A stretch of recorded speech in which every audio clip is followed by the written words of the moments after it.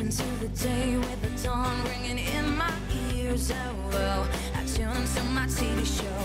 No better way, I gotta get myself into gear. Let's go. Oh, and I feel good today with my wake up in the morning Expresso. I feel good today. It's my feel good breakfast show.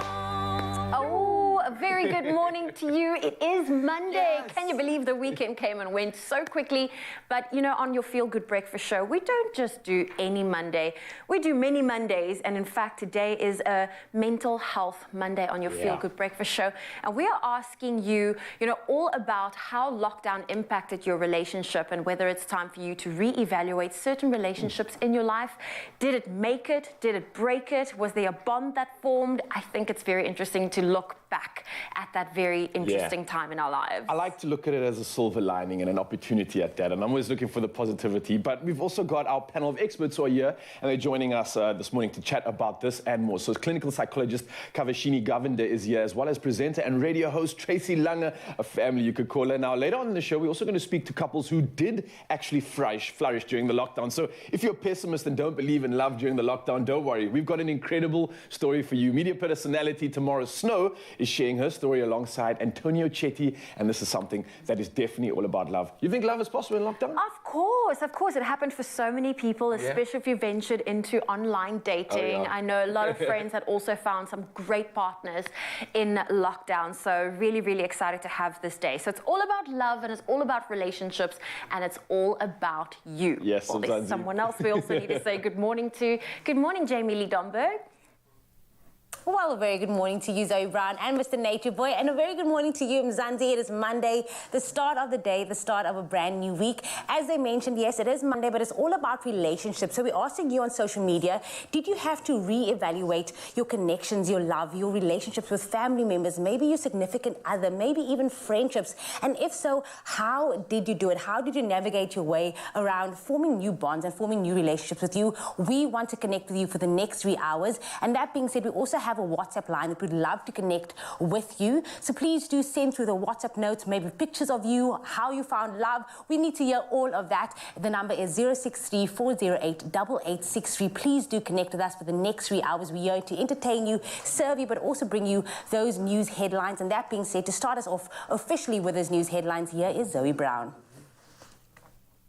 Thank you, Jamie. We're going to start off with national headlines. The Minister of Social Development, Lindiwe Zulu, wrapped up the last day of Child Protection Week by calling on government departments to work together in addressing the scourge of high teenage pregnancy. The minister was speaking at KwaManbonamambi in the north of KwaZulu-Natal, where she interacted with young people from the area. Now, in the district, it has come of the highest numbers of teenage girls who fall pregnant.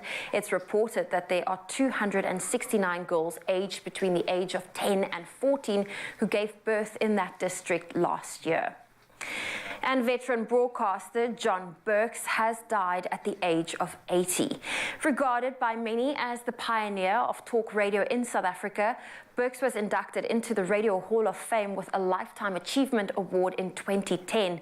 Born in Kreersdorp on September 24th in 1941, he worked for talk radio stations in Johannesburg for many years, having started his broadcasting career at LM Radio in Mozambique in the 1960s. His prank show segments, fun calls, and telephone time on radio were among the country's most popular shows. And now moving to news abroad, the European Investment Bank has committed $80 million to finance construction of a new facility in Senegal that will produce COVID-19 and other vaccines for the use across Africa. The plant, run by the Dakar-based Institute Pasteur, is intended to help Africa reduce its dependence on vaccine imports, which currently accounts for 99% of the continent's needs. It will produce vaccines against COVID-19, yellow fever, and other endemic diseases. And Russia will expand the list of targets it will attack in Ukraine if Western countries send them long-range weapons, President Vladimir Putin says. The warning came as explosions shook parts of Kiev yesterday in the first assault on the capital city for weeks. Russia says it hit tanks supplied by European countries, but Ukraine says it was a railway repair plant.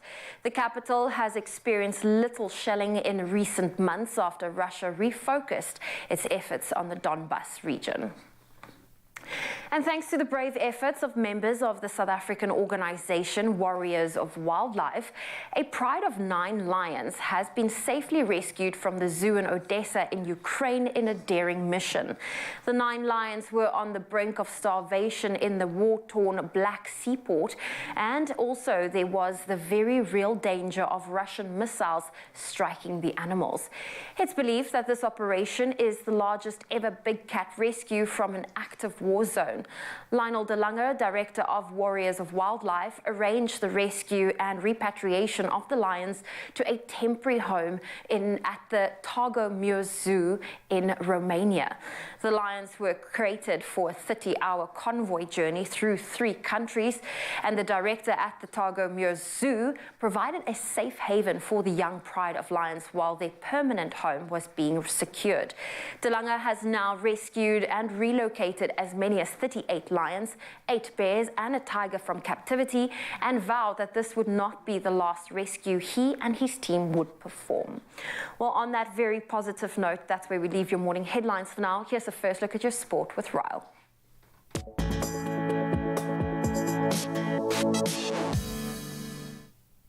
Thank you so much, Zoe. Of course, it's time to take a look at the sport, and it's so much sporting action that took place this weekend.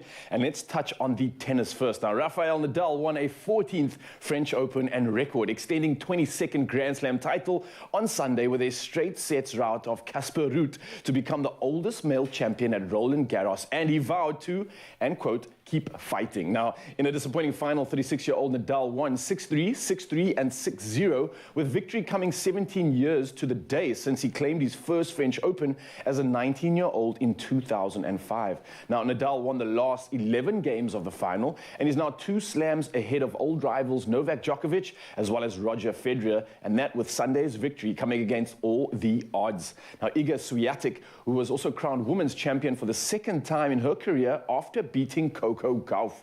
Now, it was a set of 6-1 and 6-3 respectively, and the 21-year-old also recorded a 35th successive win. Well, moving from the courts now and heading over to soccer news, where Wales ended their 64-year wait for a place in the World Cup finals as they beat the Ukraine 1-0 on Sunday to end the war-torn nation's hopes of reaching Qatar. Now, an own goal from Ukraine winger Andriy Yermolenko, who headed a Gareth Bale free kick into his own net, decided the contest. Now, Wales, who last appeared in World Cup finals in 1958, also had Wayne Hennessy to thank again, as he pulled off a fine one-handed save from substitute Artem Dovbik's powerful header, which was 6 minutes from the end. Well, from our soccer action now, we head over to cricket news, and former England captain Joe Root scored an unbeaten century to give successor Ben Stokes a winning start to his reign with a 5-wicket victory over New Zealand in the first test at Lord's. Now, Victor Rialso put England 1-0 up in a 3-match series against the reigning World Test champions. Now, the host was set 277 runs to win and finished on 279 runs for 5, with Root's 115 not out after the host had slumped to 69 for 4. Now, Root also became just the 14th batsman and only second from England to reach the landmark total of 10,000 career test runs when he completed his 26th 100 at this level. Incredible stuff indeed. And of course, so much action to still cover right now. And moving over to rugby, where I know Stormers fans will be celebrating. Now, the Stormers and the Bulls had to work hard in the United Rugby Championship quarterfinals, but in the end, it did what was needed to book their places in next weekend's semi-finals. Now, with Leinster and Ulster winning their quarterfinals over the weekend against Glasgow Warriors as well as Munster respectively, this means that the final 4 will consist of 2 teams from South Africa and 2 from Ireland. Now, as a result of their nail nail-biting 30-27 victory over the Sharks. Where they were needed a Chris Smith drop goal in injury time to clinch the win. The Bulls will have to travel to Dublin, where Irish giants Leinster await in their first semi-final. Now, the Stormers, who beat Edinburgh by 28-17 in Cape Town after a strong second-half performance, will definitely welcome Ireland's Ulster to Cape Town Stadium on Saturday. Well, that's all the sporting action that I have for you this morning. We'll touch base once again in the hour and, of course, recap some of the action with Mikey Pedro. But for now, it's time to take a look at the weather. And here's Jamie Lee Domvig standing by.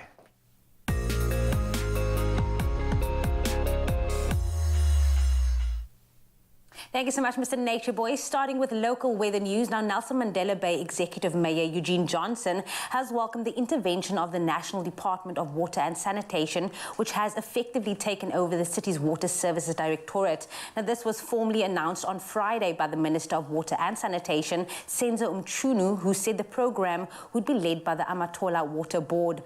Mchunu said the main reason for this was the looming crisis of Day Zero, and secondly, where the Nelson Mandela Bay Municipality was meeting its responsibilities as a water services authority. Now, he said the program will broadly cover 3 areas: introducing drought mitigation measures, reducing consumption to 50 litres per person per day, and also extending water supply by continuing to augment supply to the metro. Mchunu said some short-term measures are expected to be in place by next Wednesday. Then next we move on to those sunrise images shared on the Expresso WhatsApp line by our viewers, you at home, as our morning cannot really begin without seeing how you start your day. Now, we had Liz Decker from George who captured the stunning shot showing off the sun rays breaking through the cover in the distance. Take a look at that. We also had Laverne Williams from Gqeberha who shared this gorgeous shot showing off contrasting hues of orange and purple as the sun illuminates the clouds over the area. Then just a reminder for everyone at home that if you would like to share your sunrise images with us, simply send it through to our WhatsApp line. That number is 063-408-8863. We'd love to see how you start your day, and who knows, you might get a feature here on your Feel Good Breakfast Show. But that being said, let me get you geared up for the rest of the day with those temperatures for you, Polokwane. It is a low of 4 that will peak at 20. If you're out and about in Umbombela on this Monday, do expect a range of 8 that will peak at 20 as well. For you, Pretoria, your minimum is 6 with a maximum of 20, as well as Johannesburg can expect a low of 5 and a high of 17. For you, Mahikeng, 421 is expected on this Monday. Klerksdorp as well can be seen with a range of 3 and 20. Kimberley for you, 320 as well. And then Bloemfontein can be seen with -1 that will peak at 19. Richards Bay, partly cloudy conditions are expected for you today with a range of 11 to 23, as well as Pietermaritzburg for you. It is a low of 9 and a high of 23.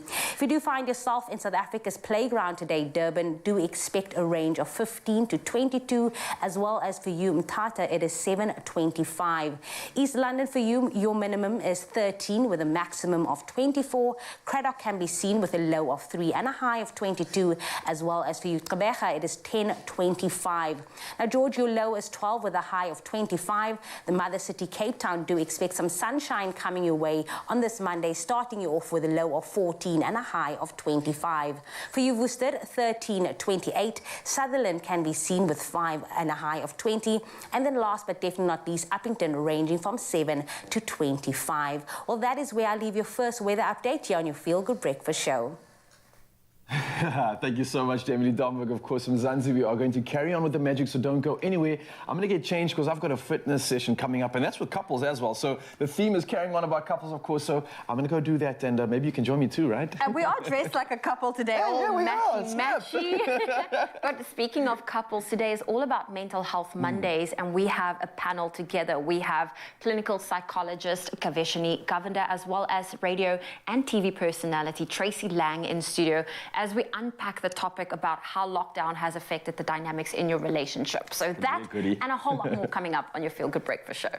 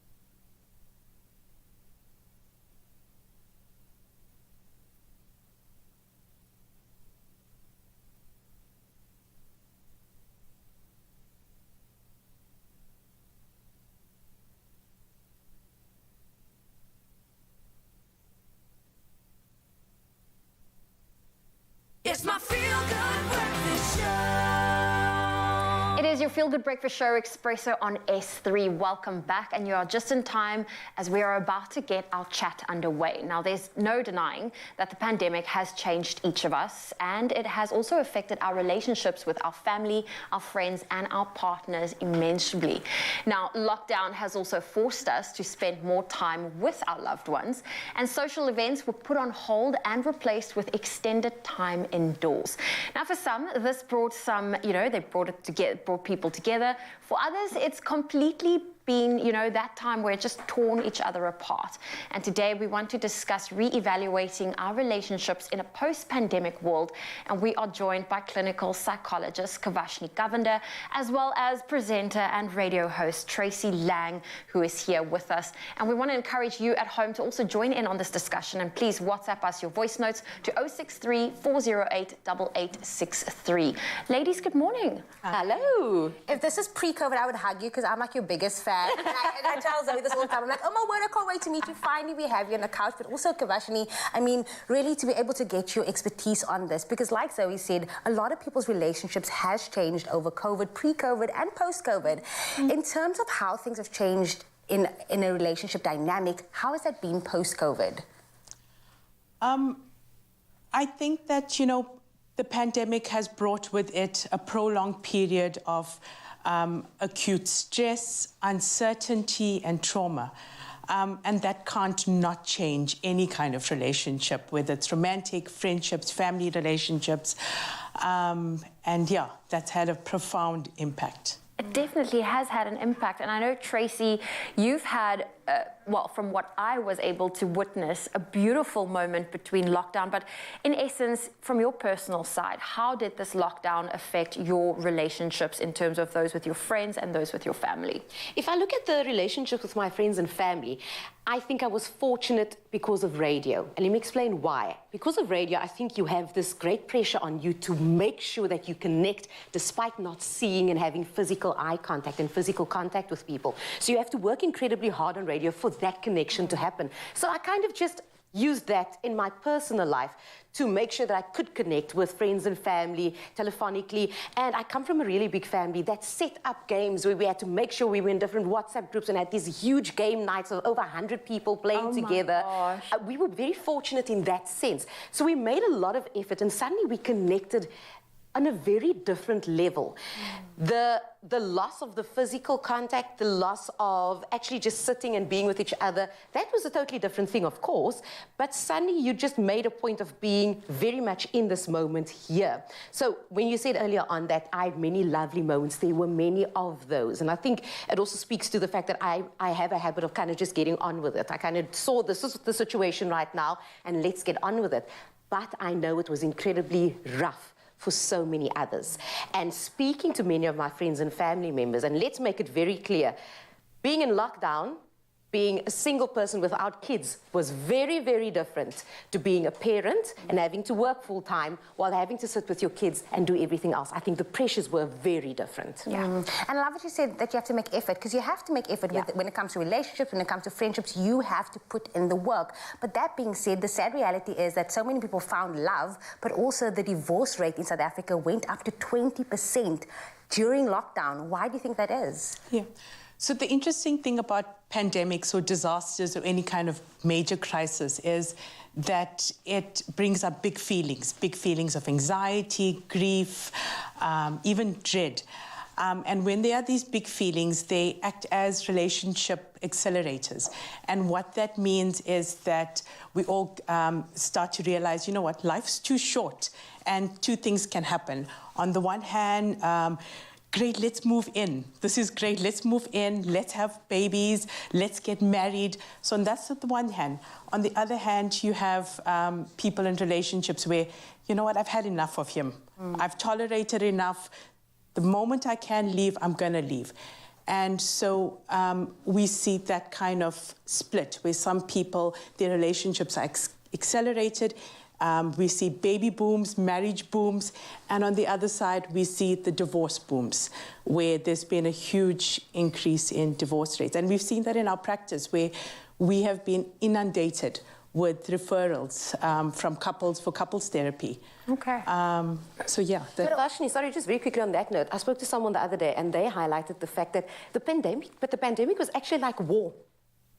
It was like people being in war and how it changes everything. It was such a different world, and you feared for your life. And the moment that you think that your life's going to end, then all those things happen, right? Then you have to take advantage of every moment. And that's why it led to so many of those things. And I think you're also forced to sit with your emotions, because for many couples, they had to sit together for 2 weeks. They isolated together, and now you start to see things as opposed to seeing people over the weekend, like only over weekends. Now you're forced to see the person every single day. You start seeing those red flags. You start seeing their emotional availability, different things in the relationship, and maybe that's why it's accelerated, the divorce rate. And now having to see like the honesty in that relationship, sitting with, oh my word, this is the person that I'm going to have to spend the rest of my life with, not just in this dynamic. So maybe it could be that as well.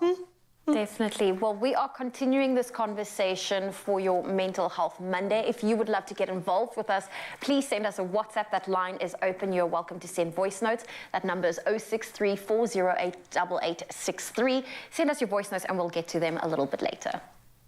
I absolutely love this conversation. Now, maybe during the lockdown you did something different and you started working out with your partner. Now, that is definitely relationship building stuff. Now, there have been numerous studies that show couples who exercise together find that they stick to a workout program longer, as well as maintain a healthy relationship. So, here's good bang for your buck this morning. Now, if you incorporate your daily fitness activity into a workout you do together, you're obviously going to get the best of both worlds, right? Yeah, exactly that. So, here to take us through some of the best workouts for couples is personal trainer Carly Swartz in the building. Carly, how you been? I haven't seen you in ages. Are you good? I'm very much good. Very, very good. You're looking like you still got all the energy since the last time we met you, so that means I should maybe be a little bit hesitant here. No, you'll be fine. It's going to burn. No, you're good. We're just training arms. Okay, cool. Okay. So we're going to be like the couple for the morning, right? And we can simulate this workout. And I think this is awesome because it is like a dance. It's like having fun. It's challenging yourself, but you're also burning cal. So this is beautiful stuff. Okay, so the first exercise, but before I do start, we are going to be doing 4 exercises using our arms only, okay? Nice. So the first exercise, you'll be going into a plank while I'll also be going into a plank. All right, facing you. Yes, Okay. facing each other. A plank on my hands or my elbows? On your hands, okay? So while we're here, we'll be keeping obviously a nice distance apart from each other. We're going straight into a push-up and then just and then there. clapping it out. Yes. Okay, I see you. Okay. Boom.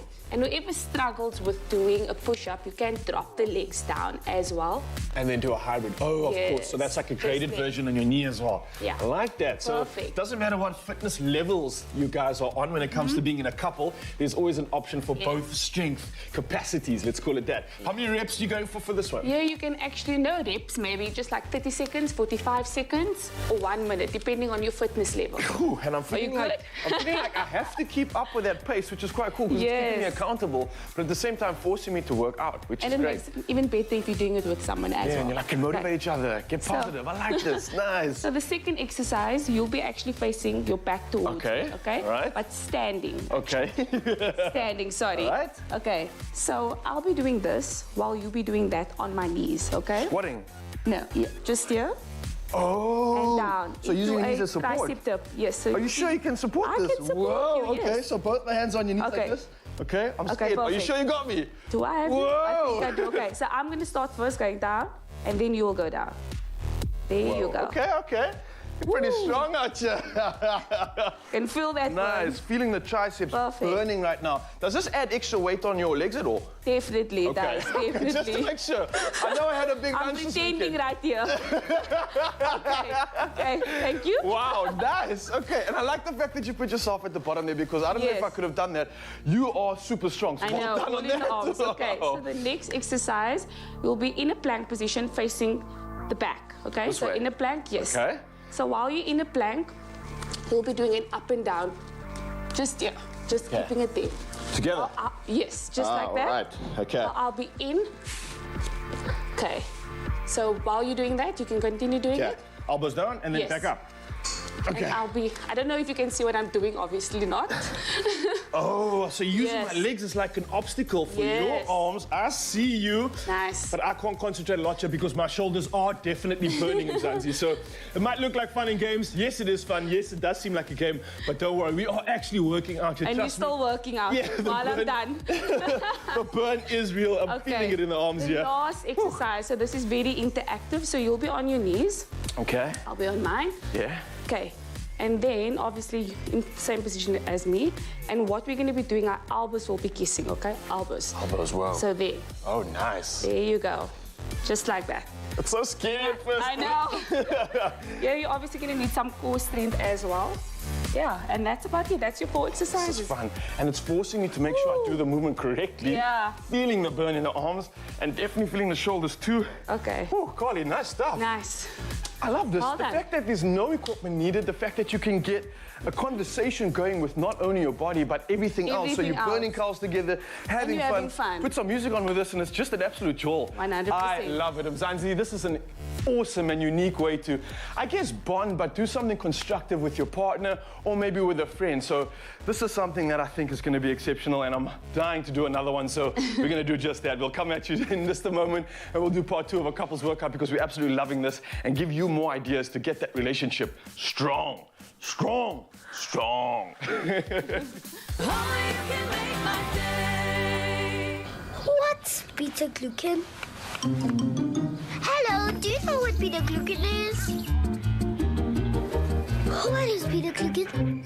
No one knows what beta glucan is. Beta-glucan is a natural fiber in jungle oats that helps lower cholesterol and keep hearts well. Jungle. Do life with heart.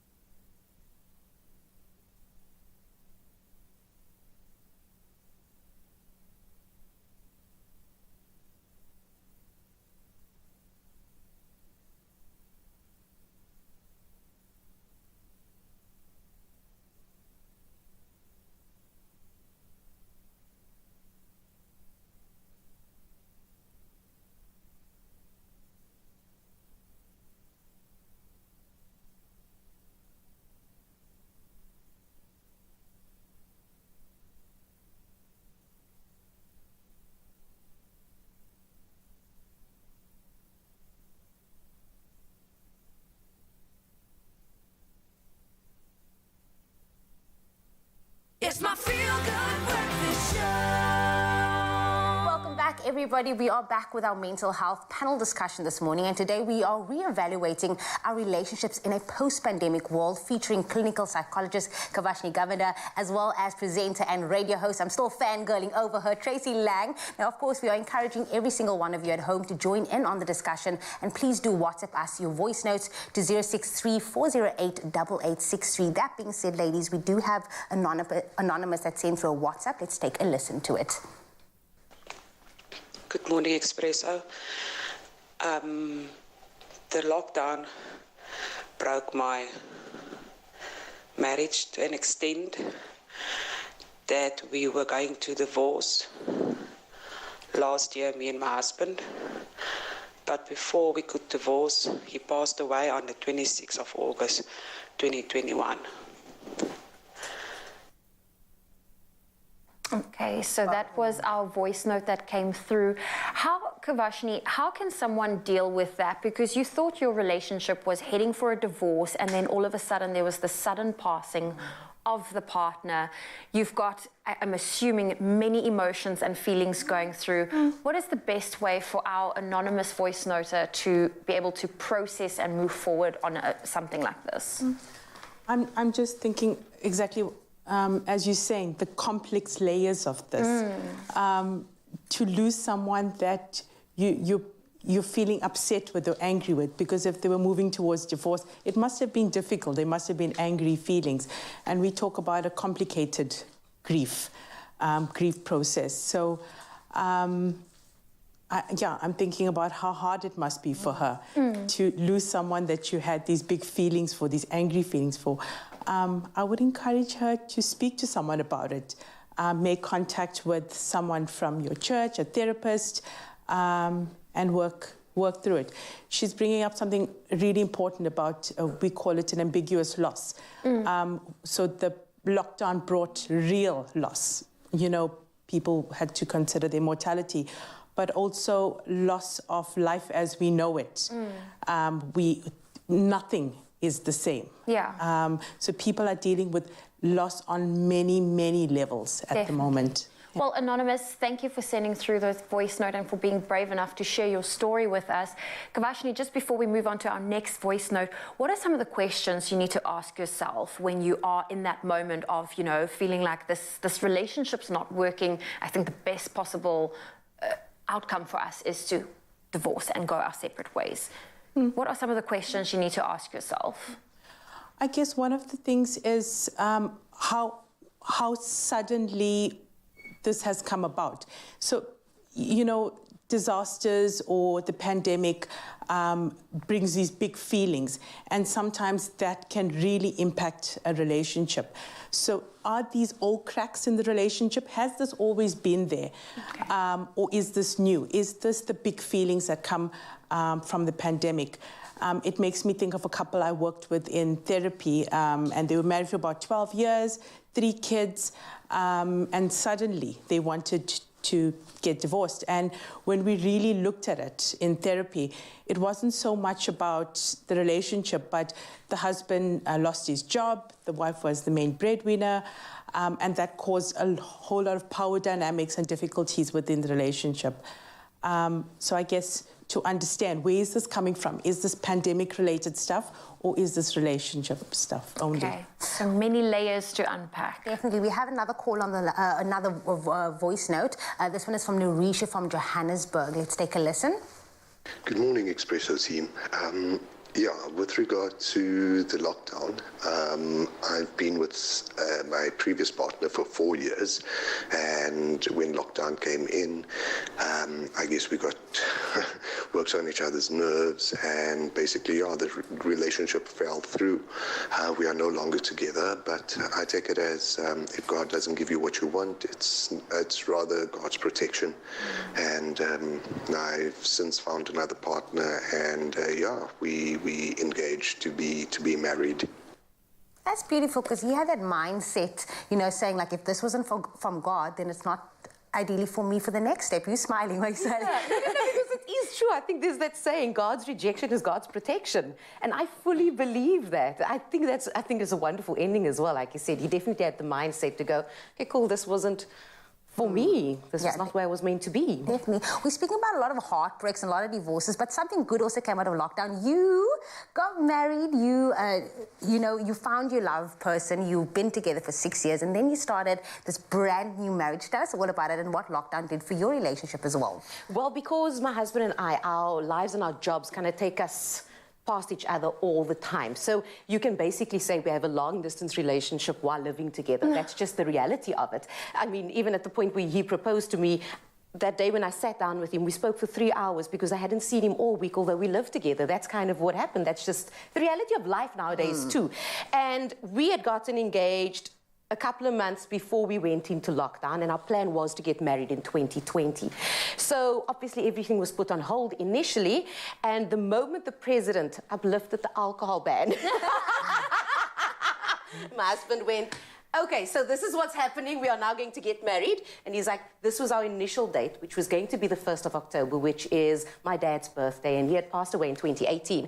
And he said to me, that's a month away. Do you think we can do this? And I said, I think we can. So the great thing about lockdown itself for the two of us was that we actually had time together. We could finally sit and spend time together and really connect with each other in a totally different way, which is something we can never do on a daily basis. We always have to set time aside. We always have to actively plan for that. We never sit and watch series together. That's not things that we could do. So we could do that then. The toughest time in lockdown, I have to be honest, was at the time, we were about, I think it was about 5 weeks into it's the 5th week of lockdown, and, you know, the company, you know, they had lost a few clients as well, and they had to make the decision to start the retrenchment process. And I remember my husband having to go to work to the office that morning. It was the one time we went to the office. That was at about 9, and he came home after 4, and he walked in the door, right past me. He didn't greet me, walked straight to the bedroom, got into bed and pulled the covers over his head. And I think that was the toughest time. And all he said to me, and I left him, and later on he came out and he said to me, I have to let 2 of my team members go. And it's the hardest thing I've ever had to do. And I remember that just bringing such a cloud over our home in that period, because it was hard and that was rough. And there were just so many things to deal with that. So that was tough. And it's amazing that you were able to give him that space despite the fact that, you know, being in lockdown forces people to be locked and confined to the home. But this is a conversation that needs to continue, so please don't go anywhere. We have our panel with us. If you want to get involved with a voice note, that WhatsApp line is open. It's 063 408 8863. Stay tuned to your Feel Good Breakfast show. The ladies will be back for one more chat. Yes, this incredible conversation will continue, Mzansi, but also what's going to continue is us cooking in the kitchen and sharing something special for you. And of course, if your mood has been sort of disorientated from this conversation, then don't worry, we've got something perfect to boost it right now. And that is, of course, with a hearty meal. Coming at you, of course, right now, that hearty meal as promised, and it's time to do exactly that. And we're going to be putting a twist on that ordinary bolognese dinner for the whole family to enjoy. And that is with our heart-warming clover fresh milk, sausage, and mushroom ragu. Yes, it sounds delicious, and trust me, it actually is. And it's also perfect for the winter warmer meal that we all so much are craving right now. And it's also versatile. You can serve it, you can store it, and you can make it for tomorrow. It doesn't matter, because everything that we doing now is going to tick every single box when it comes to good taste, good food. You want good company as well? This is the meal that you can serve. And here to show us how is Jenny Morris in the building. Well, yes, honey, how you doing this morning? I'm good, honey, I'm home. I've always noticed you always put a lot of subtle attention to your look, and I'm noticing the earrings and the lip match this morning. So well played. I absolutely love it. But let's get to the good stuff and the thing that you are even better at, and that's obviously cooking. I'm better at more than cooking, but we'll stick to the stove. We'll leave that list for later, right? We'll romance the stove. Okay, cool, so we're making something good, hearty, and I think for a lot of people that need a mood lifter, this is exactly it, right? It really does tick all the boxes. So what I've got here is, I've got some butter, and some onions, and I've got some garlic in here. And what I want to do is just sort of get that garlic to release and give me its beautiful aroma. I love that stinking rose, I have to tell you. It's the best thing. You call it a stinking rose? Yes, it's a nickname. I like that. The stinking rose. That's very appropriate, actually, because it really does smell good, especially when you cook it with it. Oh, At first, though, you're like, No, I love the aroma when you cook with it. Some people, it just oozes out of there. Oh, look here, it's raining Italian herbs. And I'm going to put the dry herbs in now, because I want to also, once again, just release. They take a little bit longer to release. Yeah. And you'll always use a little bit less of the dry. But putting it in early means you can start pulling out more of the flavor. Get it absorbing with the oil, or sorry, the butter and the onion, right? And we've got some mushrooms. Now, if you were vegetarian, at this point you could use lentils instead of the sausage meat. Okay, and the Italians love sausage meat. I have to make a lovely fennel sausage, which for me is absolutely delicious. You've actually thought about that. That sounds delicious, actually. It's gorgeous. Okay. But again, like you said, obviously, there's so many other meat-free alternatives as well when it comes to this. I mean, you could maybe throw in some soy mint or something else. But, I mean, either way, it's going to taste good, because that base that you created, I think, with that garlic and flavor. Anything is going to start absorbing and pulling that flavor in, because there's so much of it as well. And a lot of people think, and this is my hero, Ah, yes, of course. Darling. Clover, at its best. At its best. Our fresh fulkin, which you're obviously probably going to add into this. I'm going to add it to my meat now. You'll find there's quite a few Italian dishes where they cook their meats. Sometimes pork, sometimes veal. They actually cook it in milk. Are you serious? Yes. What's the reason for that? Tenderness? Tenderness, beautiful flavour. Ah. So I'm going to put half a cup of milk in this. And while you do put the half a cup of goodness in, let me talk to you about that goodness, because it's the Clover fresh milk that you are putting in. And that's when you get that superior quality, and with every single litre, and it's also helping you to give your family nothing but the best. And that's thanks to the Triple Protect technology. So it's like having a cow in your backyard with Clover fresh milk. It stays fresh for up to 18 days and also adds Clover fresh milk to your mince. That's preventing the mixture from becoming dry, and also adds a little bit of dose of nutrients to the mix as well. And on top of that, like we spoke about now, there's so much flavor in this dish, and that's really going to start bringing it all together. It's going to start absorbing it, and it's going to make this Clover dish that much more magic. And I can see that process happening right now in the pan. It's looking like it's all coming together. Jenny, how's it? Absolutely. Now just think about, I mean, you make a white sauce, you need Clover milk. Yes, you need all that stuff. Yes. Now, some lovely chunky tomatoes. What you can do is you can take the skin of your tomatoes and grate them, but you can also open a can. You can cheat with a can. Absolutely. I like that. We press for time that you got your option there. And then this beautiful, look at it, it's lovely homemade chicken soup. It's like jelly. I call it soup. It's stock actually, but it's just so wholesome. I want to drink it. It's got all that good collagen in there. Absolutely. Of course, Mzansi, you're wanting this recipe inspiration. You're wanting to show off today. Then you can get this recipe at expressoshow.com. Jenny Morris is just putting it all together. Ragu is what it's called, essentially, right? It's a ragu. Ragu. Absolutely. It's kind of like a... Italianos like a ragu. My side of the world might call it a bit of a smokey in a sense, but like a very fancy version of it, right? And it's anything that involves that. It's just, for me, it's just a flavor sensation, because like you said, when you start using those herbs early in the game, start cooking it up, you get all that good stuff. And it seems to have like more flavor the longer it sits, right? The longer it sits. You know, you said something when we started cooking about you can have it tomorrow. It's even better tomorrow. So cook today for tomorrow. Nice. Or make lots and freeze little boxes of it. A whole week of ragu. Mzansi, I hope you enjoyed this. Jenny Morris, thank you so much. I'm going to put my plate and, put this plate in my mouth along with the food on it, of course. But if you want to get some of this inspiration, because I know you're feeling jealous right now because you can't taste this, don't worry. The recipe, again, is at expressoshow.com, and all the recap for you. If you want to know how to make this, then check it out. Got you covered, man.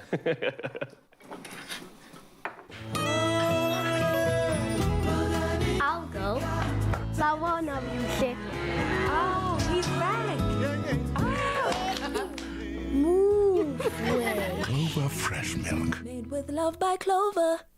Oh, you can make my day. Join Expresso this autumn for a chance to win one of 6 Plascon vouchers, each to the value of 5,000 Rand. With nature's own forests, fields and beaches inspiring Plascon's new color combinations, tell us how you would color your life. Answer our weekly social media question and find the terms and conditions on expressoshow.com. So, color your life with 5,000 Rand Plascon paint vouchers to be won this autumn on Expresso.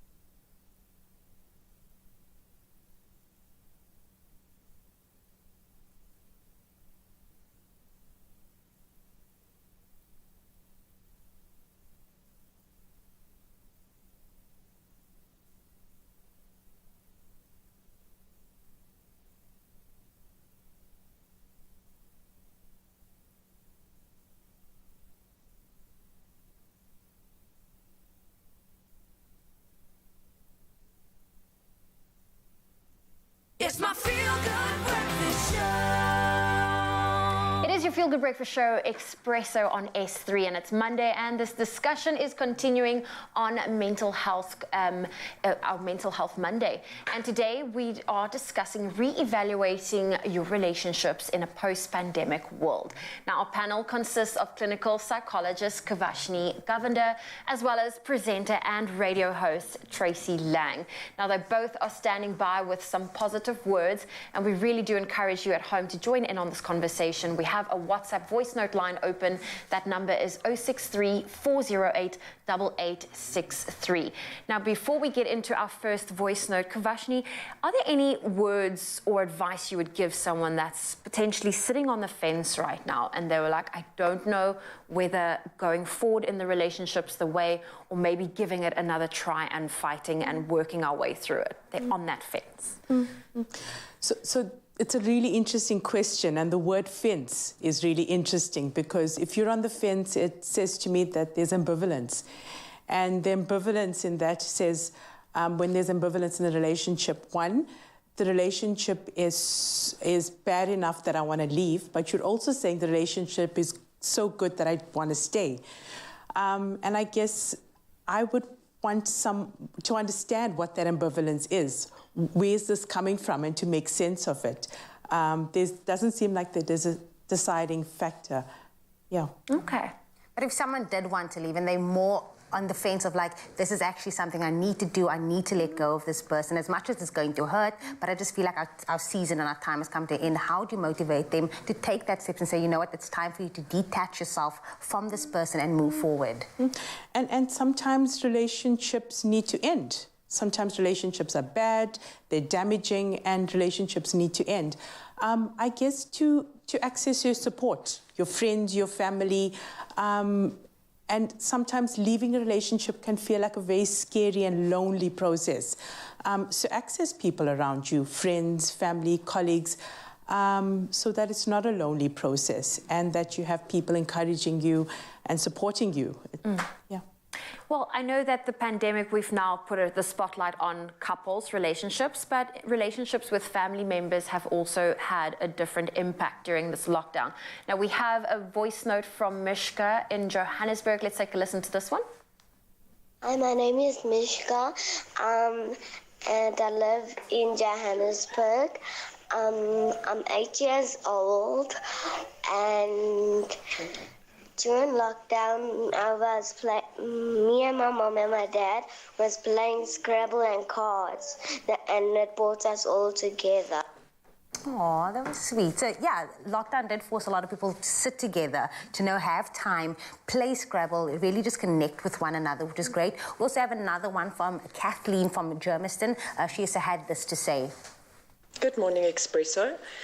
During lockdown, we had a very strong bond as a family. We exercised together, we helped in the kitchen, we learned new recipes. So it was actually a time of learning and coping, and we did cope. It was actually wonderful. Oh, see, hearing the positive things coming through. Tracy, from your side, what are, the qualities as an individual and collectively as a couple that, people should have to ensure that they have that healthy relationship between each other? Well, I must say, I can only speak from experience, right? So in my case, my husband, there's a lot of space in our togetherness. We are great alone and even better together then. But when we are alone, life is pretty good, and I think there's a lot of understanding that comes with that. I think that's one thing. You shouldn't be scared to ask the questions of, are you happy with me?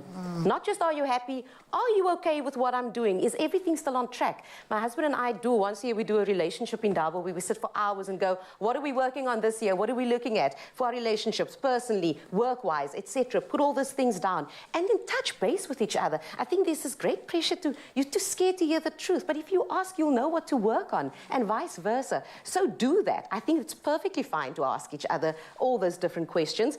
And I'm also I'm a big fan of let's just please stop expecting your partner to be your everything and you to be everything for your partner.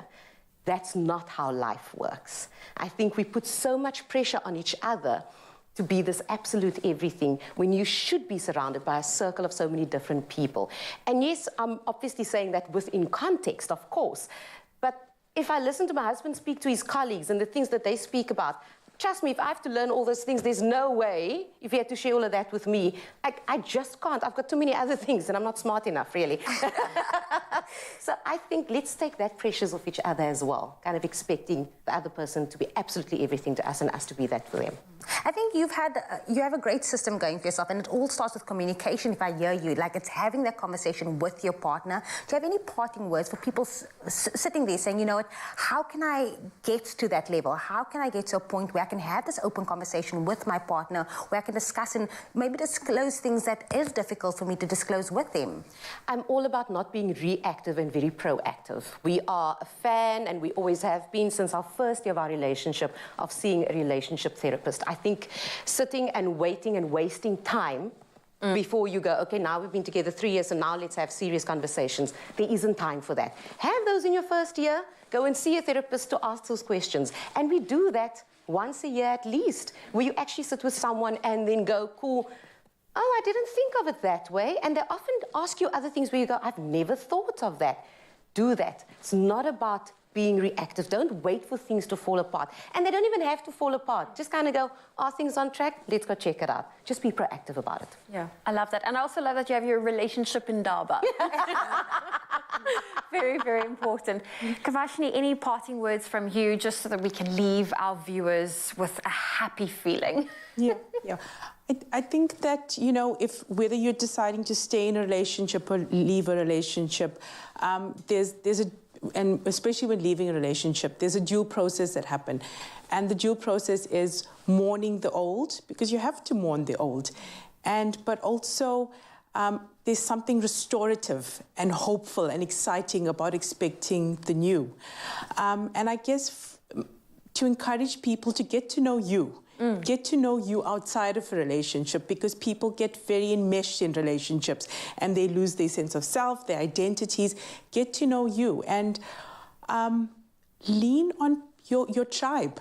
Lean on friends, lean on family, engage. And the pandemic has brought so many lessons with it. How we need to be connected, how we need to slow down. And I think now there's huge opportunities for all of us to grow in different ways, to really turn inward and look at ourselves and grow. Definitely. Yeah. Ladies, what a beautiful conversation. Thank you so much for joining us. Tracy, Kavashni as well. For you, I'm sure you've learned something from this conversation, so please do let us know what you did learn from this. And again, keep the conversation going. Expresso Morning Show on SC. We'd love to hear from you. An incredible conversation indeed. Thank you so much, ladies. But we're going to keep the incredible continuing right now, and that's with our couples-themed workout. And this is for Mental Health Monday, and we're joined by personal trainer Carly Swartz. Now, remember, it's essential to incorporate both cardio as well as strength training into your couple workouts, and that's to ensure that you get a well-balanced routine that targets a variety of muscle groups as well as builds stamina. Carly, I loved round one. I love the fact that we used no equipment, just our partner, and the fact that you and I are coupling up with each other today is awesome, because we can showcase to Mzansi how easy these workouts are and how much fun it is as well. And I was just thinking, with that conversation, this is also a great way, if you're in a relationship, to get to know each other, right? Because working out puts you in a vulnerable space, right? It does. You see some words come out, maybe, some expression of emotion.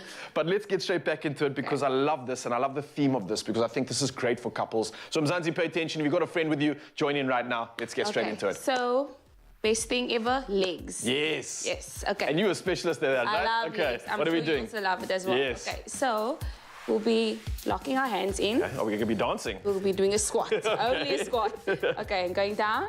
All right. And up. Just a basic squat. If you want to make it a little bit harder, we can release the hands.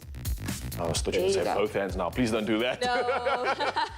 Cool. But we can do squat on our own as well. I like the fact that I've got you here, because my range of motion in a squat isn't always great. So having you here to assist me is actually allow me to go lower and into that full range of motion. I can feel the glutes working quite nicely now.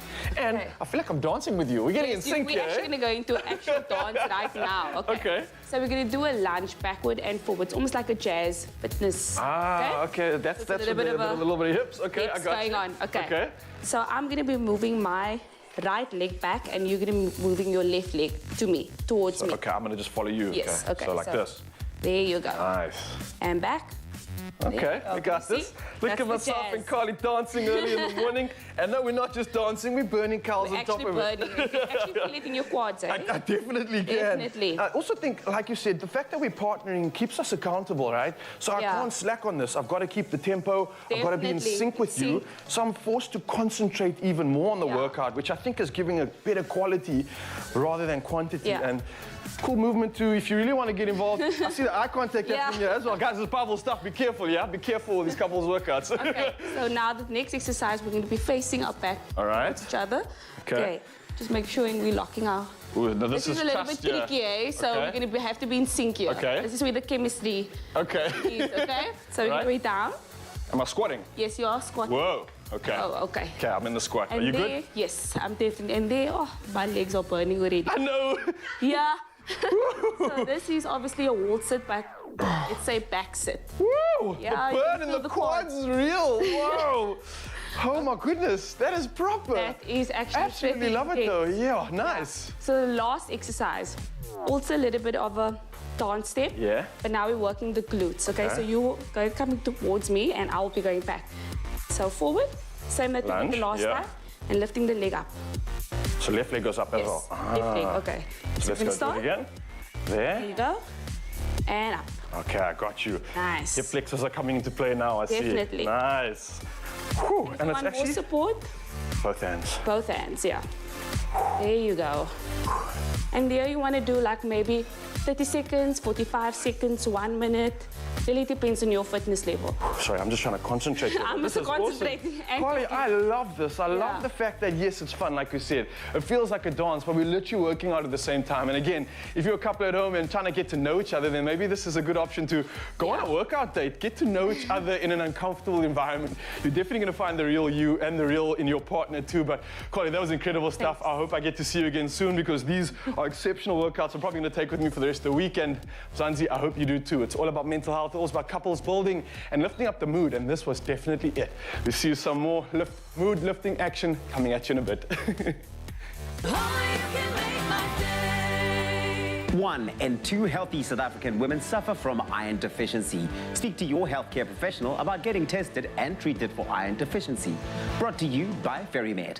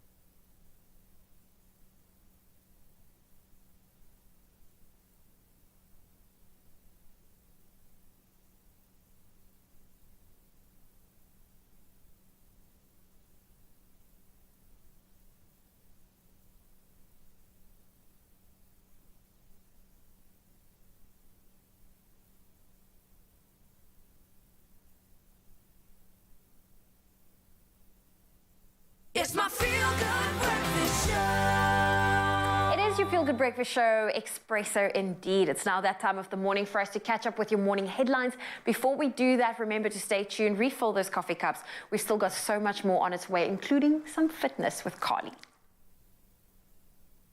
Thank you so much, Zoe. Starting on the national front for the 7 o'clock update, the government aims to invest some 2.2 billion rand in the management of conservation areas, the restoration of ecosystems, the removal of alien species, as well as the prevention of wildfires. Now, the Minister of Fisheries, Forestry and Environmental Affairs, Barbara Creasy, made the announcement during her World Environment Day message. She says the government is working tirelessly to protect the country's vulnerable ecosystems. She encouraged citizens to take part in conservation efforts that could that could in turn lead to job creation. Currently, 16.5% of South African territories and 14.5% of coastal areas are protected.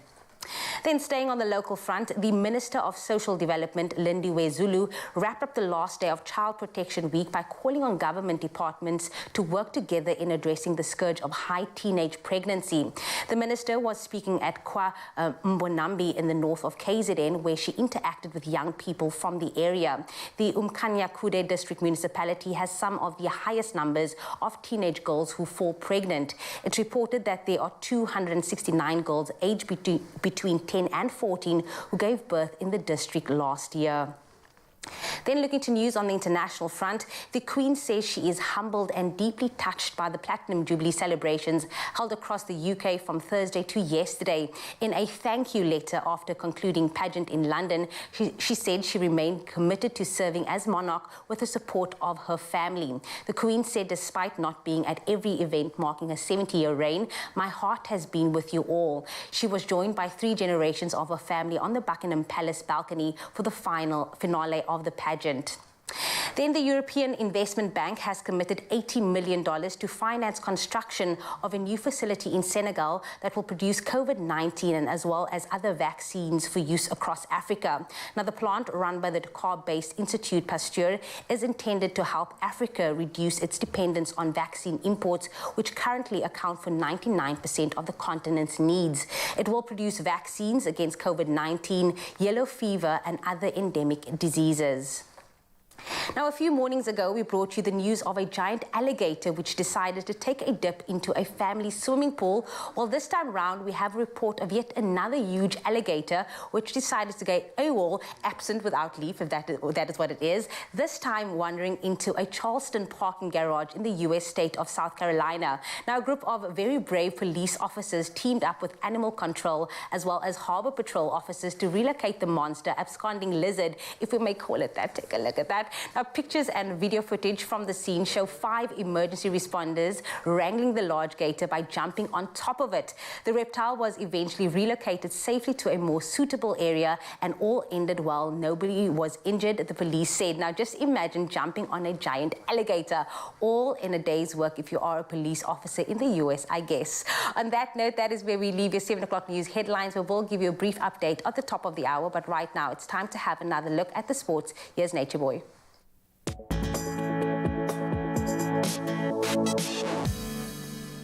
Thank you so much, Jamie. Of course, there's so much sporting action to report on now. And starting with the king of the clay, heading to the tennis court, Rafael Nadal won his 14th French Open and record-extending 22nd Grand Slam title on Sunday with a straight sets rout of Casper Ruud to become the oldest male champion at Roland Garros. And he vowed to, and of course, quote, keep fighting, unquote. Now, in a disappointing final, 36-year-old Nadal won 6-3, 6-3, and 6-0, with victory coming 17 years to the day since he claimed his first French Open as a 19-year-old in 2005. Now, Nadal won the last 11 games of the final and is now 2 slams ahead of old rivals Novak Djokovic as well as Roger Federer. And this coming with Sunday's victory against all odds. On top of that, Iga Swiatek was crowned women's champion for the 2nd time in her career after beating Coco Gauff 6-1 and 6-3 respectively. Now, the 21-year-old also recorded a 35th successive win. Now, moving from the courts, we head over to the latest when it comes to soccer action, and Wales ended their 64-year wait for a place in the World Cup finals as they beat Ukraine 1-0 on Sunday to end the war-torn nation's hopes of reaching Qatar. Now, an own goal from Ukraine winger Andriy Yarmolenko, who headed a Gareth Bale free kick into his own net, decided the contest. Now, Wales, who last appeared in the World Cup finals in 1958, also had Wayne Hennessy to thank again as he pulled off a fine one-handed save from substitute Artem Dovbik's powerful header 6 minutes from from the end.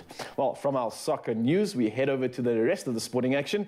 And going to the pitch when it comes to cricket now, former England captain Joe Root scored an unbeaten century to give successor Ben Stokes a winning start to his reign with a 5-wicket victory over New Zealand in the first test at Lord's. Now, victory also put England 1-0 up in a 3-match series against the reigning World Test champions, and their host was set a score of 277 runs to win and finished on 279 runs for 5 wickets. Now, this with Root getting 115 not out after the host had slumped to 69 runs for 4 wickets. Now, Root also became just the 14th batsman and only second from England to reach the landmark total of 10,000 career runs when he completed his 2600 at this level. Incredible stuff indeed. And carrying on with the rest of the action, and of course this weekend there was a lot to talk about when it comes to rugby, and the Stormers and the Bulls had to work hard in their United Rugby Championship quarterfinals, but in the end did what was needed to book their places in this weekend's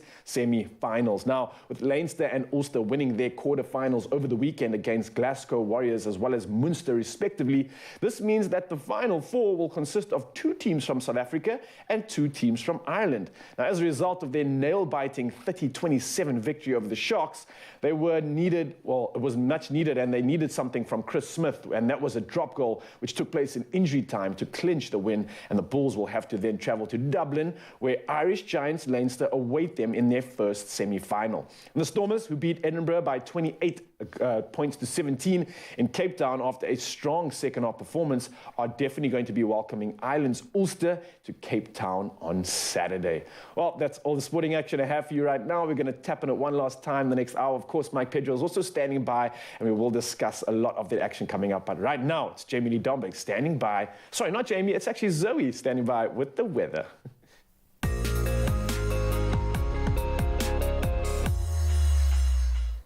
It's okay, Ryle. Well, let's quickly jump into your weather news. The Department of Forestry, Fisheries and the Environment, in partnership with other stakeholders, commemorated World Environment Day in Durban yesterday by planting trees at the Blue Lagoon. The commemoration follows in the wake of torrential rains and deadly floods experienced in the province recently.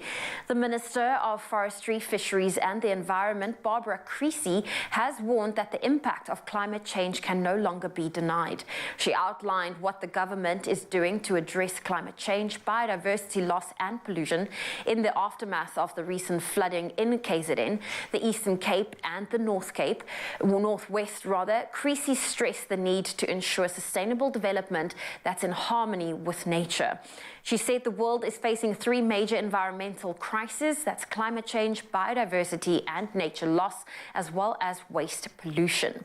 The recent torrential rains and deadly floods experienced in KwaZulu-Natal are evidence of the devastating impact the environmental crises have on humanity. And to quote, she says, it's a stark reminder of the urgent action that is needed. Well, we now turn our attention from your environmental news to your sunrise views. Kicking us off is Terry van der Merwe from East London, who took an early morning trip down to the beach and took this incredible shot showing off the burnt hues in the sky as the day begins. And then heading over to Amanzimtoti, Kyle LaRue captured this magnificent image showing off the moodiness of this day filled with many hues of red as he overlooks the ocean. So thank you for that one, Kyle.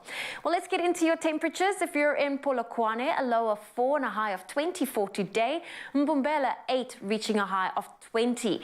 Pretoria 6 reaching a high of 20. Johannesburg 5 with a high of 17. It's sunny in Mahikeng, 4 is your low, 21 your high. Klerksdorp 3 reaching a high of 20. Kimberley 3 with a high of 24 today. Bloemfontein starting off on -1, reaching a high of 19. Richards Bay 11-23. Pietermaritzburg 9-23. If you're in Durban, partly cloudy conditions with a high of 22 for today. Mthatha 7 reaching a high of 25. East London 13-24. Cradock 3 reaching a high of 22. Gqeberha 10 reaching a high of 25. It's sunny in George, 12 is your low, 20 25 your high. Cape Town 14 reaching a high of 25. It's sunny in Worcester, 13 is your low, 28 your high. Sutherland 5 reaching a high of 20 and Uppington 7 reaching a high of 25 degrees Celsius. Well, that's where we leave your weather for today. Let's take a look at what happened over the weekend with regards to sport.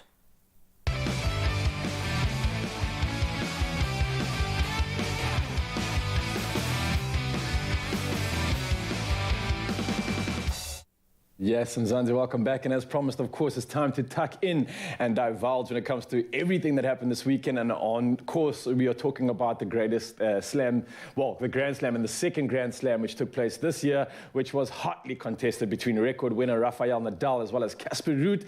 And this with Nadal claiming his 14th French Open title. On top of that, the women's draw saw Iga Swiatek and Coco Gauff went head-to-head for their title. And it was Swiatek who claimed her second Roland Garros title and record equaling 35th successive win. Lots to chat about this morning, and with us to review the action, sports producer and uncle Mike Pedro in the building. Mike, how you doing, brother? Good, thanks. And you? I'm good, man. How was the weekend? A lot of action, a lot of busy stuff happening for you as well? Yeah, no, it was a good weekend for sports. Lots going on. The rugby started on Friday. The rugby again on Saturday, tennis. It was a good weekend. Yeah, it was indeed. And of course, sometimes come through if you have any voice notes or WhatsApp notes that you want to send through to us, because we'd love to showcase it right now and obviously tuck into it. And maybe you can discuss more about it. Maybe you have an opinion on this weekend. But let's talk about the Grand Slam, the second Grand Slam of the year. Roland Garros was a great one. And I want to tuck into the women's final first, because this was incredible stuff. A dominant performance by Swiatek going up against Coco, who's, I don't know, it's just pretty young still, man. I mean, maybe the situation for her, a little bit too much pressure considering her career still taking flight. What did you make of the performance, though? Yeah, I think when you look at these two incredible athletes, Swiatek is 21, and she was the oldest person in that final. It's insane, eh? I mean, Coco Gauff is 21 old these days? What's going on? No, but that's what I'm saying. That's how young these guys or these women are making it, really. I mean, 18 years old, and you're playing in your first Grand Slam final. I was not doing that when I was 18. I don't think a lot of people were doing that when they were 18. But I think if you look at Coco Gauff in particular, a fantastic run in the tournament to get to the final. And I think in the final itself, probably just a little bit overwhelmed by the occasion of everything, by Iga Swiatek as well. I mean, when you're coming up against somebody who hasn't lost a match this year, and we're 6 months into the year, that's already intimidating. And that's a fact now. That's just not like unbeaten. She's literally unbeaten, right? She's won 35 matches in a row. I think she won the Australian Open earlier in the year. She's won the 4 tournaments that led up to Roland Garros, and now won Roland Garros as well. So when you come up against somebody who's in that kind of form, whether you're in your very first final or your 10th final, it's going to be a difficult task to beat. I mean, literally, it sounds like she's going up against the best. I mean, at that age, I can only but think of what's to come from her, getting such incredible experience just alone at such a young point in your career. I think women's tennis is going to be good. She was in the doubles final yesterday as well. Are you serious? Coco Gauff, So she had the chance to win. She had the chance to win both the doubles and the singles. Double. Unfortunately, her and Jessica Pegula, I think, is her partner. They lost out in the final. So for Coco Gauff, I mean, this is That's a long day as well, eh? Yeah, I wouldn't say it was a breakthrough tournament, because she sort of broke onto the scene a couple of years ago as a 16-year-old. But to now get that Grand Slam final under the belt, I think the next time she gets there, which will be pretty soon, she'll have a better chance of winning. Yeah, definitely something to keep your eyes on. Of course, it's going to be a stellar performance from those two, and I'm looking forward to the rivalries. It's definitely what the sport needs. But let's head over to the gents now. Rafael Nadal, pretty much almost a clean sweep, man. This guy doesn't stop at his age. Is he the greatest of all time? Yeah. This is the question everyone wants to know. Djokovic, Federer, Nadal. These are the greats we're talking about, and Nadal just did something special right now. He did. I mean, a 14th title, just in general. I mean, put this into perspective. Pete Sampras, who was one of the best of his generation. It's like from Agassi era, right? Won 14 Grand Slams overall. Nadal has won the same tournament the same amount of times. That's insane. How do you even compare anybody Definitely to Nadal? showcasing that he owns that surface. Yeah. Definitely. I mean, 14 finals, 14 wins. I think he's won about 112 matches in the tournament, only lost 3 times. Yeah. When he's won the first set, he's never lost a match at the tournament. Yeah. So I think he's just incredible. I mean, on clay, there is nobody better. And the stats back that up. 22 Grand Slams now as well, overall, 2 ahead of Federer and Djokovic. Obviously, with Federer, we don't know if he's going to come back. Or not, if he does come back, what kind of shape is he going to be in? So you're looking at Nadal and Djokovic being the 2 who are going to push each other for the next couple of years, hopefully, because they also aren't exactly young. I mean, Nadal's like 36 now, yeah, right? 36, turned 36 during the course of the tournament. But it seems like the age is just doing good things, adding to the experience. And of course, man, if you ever have the opportunity to see this man on the clay court, it is a dream. It's majestic stuff. It's someone in pure control. Yeah. And obviously that scoreline says just that. But Mike, thank you so much. There's so much more to still touch on. Of course, we've just touched on the clay court champions, which took place this weekend, but we are still going to be touching on more of the action of this weekend, and that's the Rugby Championship. So don't go anywhere, Mzansi.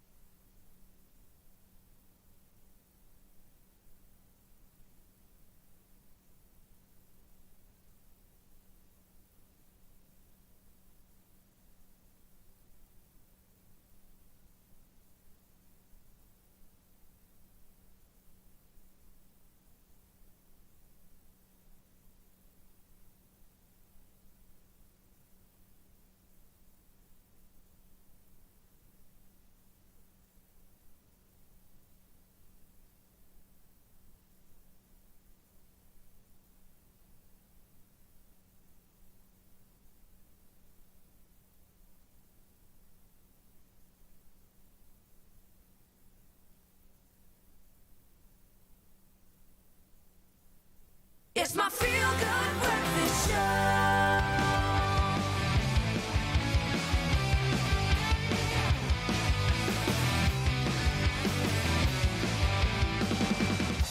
Yes, Mzansi, welcome back. Of course, we're going to tuck into everything that happened this weekend. So much sporting action. And right now, it's about that time of the day where we talk about the business end of the United Rugby Championships, with the quarterfinals having taken place this past weekend. Now, the Bulls and the Sharks did battle it out at Loftus while the Stormers played host to Edinburgh.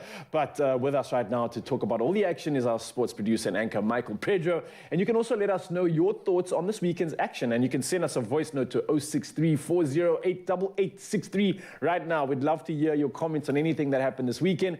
But right now, Mike Pedro, let's tuck into the magic of the United Rugby Championships. And let's talk about a game which was hardly contested, man. It was the Bulls and the Sharks going neck and neck. And throughout this entire game, it seemed like there was no winner. But look, an incredible drop goal attempt almost in the last minute. Let's actually just take a look at that action first before we tuck into any of this conversation. See this for itself.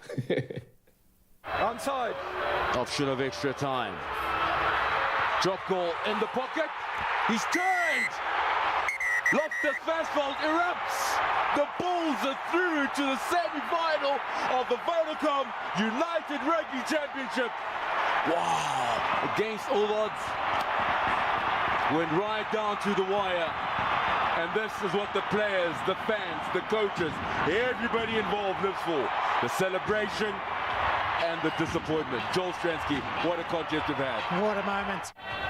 But the man of the moment, clock had run over 3 minutes, struck it sweet straight through the middle. And Chris Smith with the drop goal celebrations. Brilliantly done by Chris Smith, the 27-year-old. Ooh, just looking at the man's face, you can see how much that meant to him. And also, it's so sneaky to do it like that. I think for the Sharks fans as well, like in that moment of celebration, I could just see that pain of like, oh, a perfect kick. But is that a true representative of that game? I mean, for me, do you think Bulls were the deserved winners on the day? Could you really call it? Yeah, I mean, the fact that it came down to a drop goal after the final hooter to separate the team shows you how evenly matched the two sides were. But I think over what turned out to be 85 minutes, the Bulls probably did deserve to win. They were the more organized team, the more clinical team as well. They took their chances when they had them, as evidenced by that drop goal. And I think the Sharks will be disappointed. I mean, they named 9 Springboks in that team. And before the game, Jake White was saying, I don't understand how people have made the Bulls favourites when the Sharks have 9 Springboks. Basically playing against the SA team, But I think that's just testament to how close the Bulls group has become over the last couple of years. Obviously, how well coached they are by Jake White. I mean, he is a World Cup winner, so you weren't expecting anything less than that. And I think the mixture of youth and experience that they have, I mean, you saw the likes of Kanan Moody. He played a big role, especially in that first try for the Bulls with the intercept and the kick through. Marcel Coetzee, with his leadership, he also scored a try in this game. So it's a good mix of players in that Bulls side. So I think overall they probably did deserve to win, but the Sharks will look back on a couple of moments and think we could have done a little bit better here. We could have maybe forced the penalty or forced the turnover in certain situations, and they'll be extremely disappointed, no doubt. Fueled up for the next season, of course, to try and make a comeback and seek amendment. And then let's head over to the Stormers, because obviously great South African performance, one South African team already in the semis and another one against Edinburgh. That was Stormers out of Cape Town Stadium.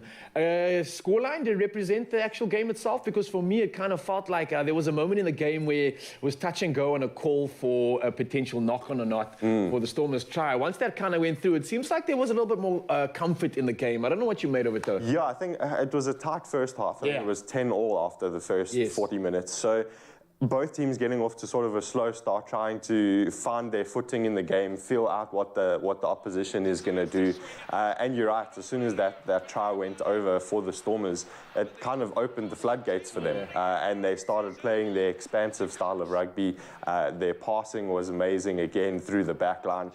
When you've got Siabelo Senatla on the wing and Ruan Nal also on the inside centre, those two obviously know each other extremely well from sevens.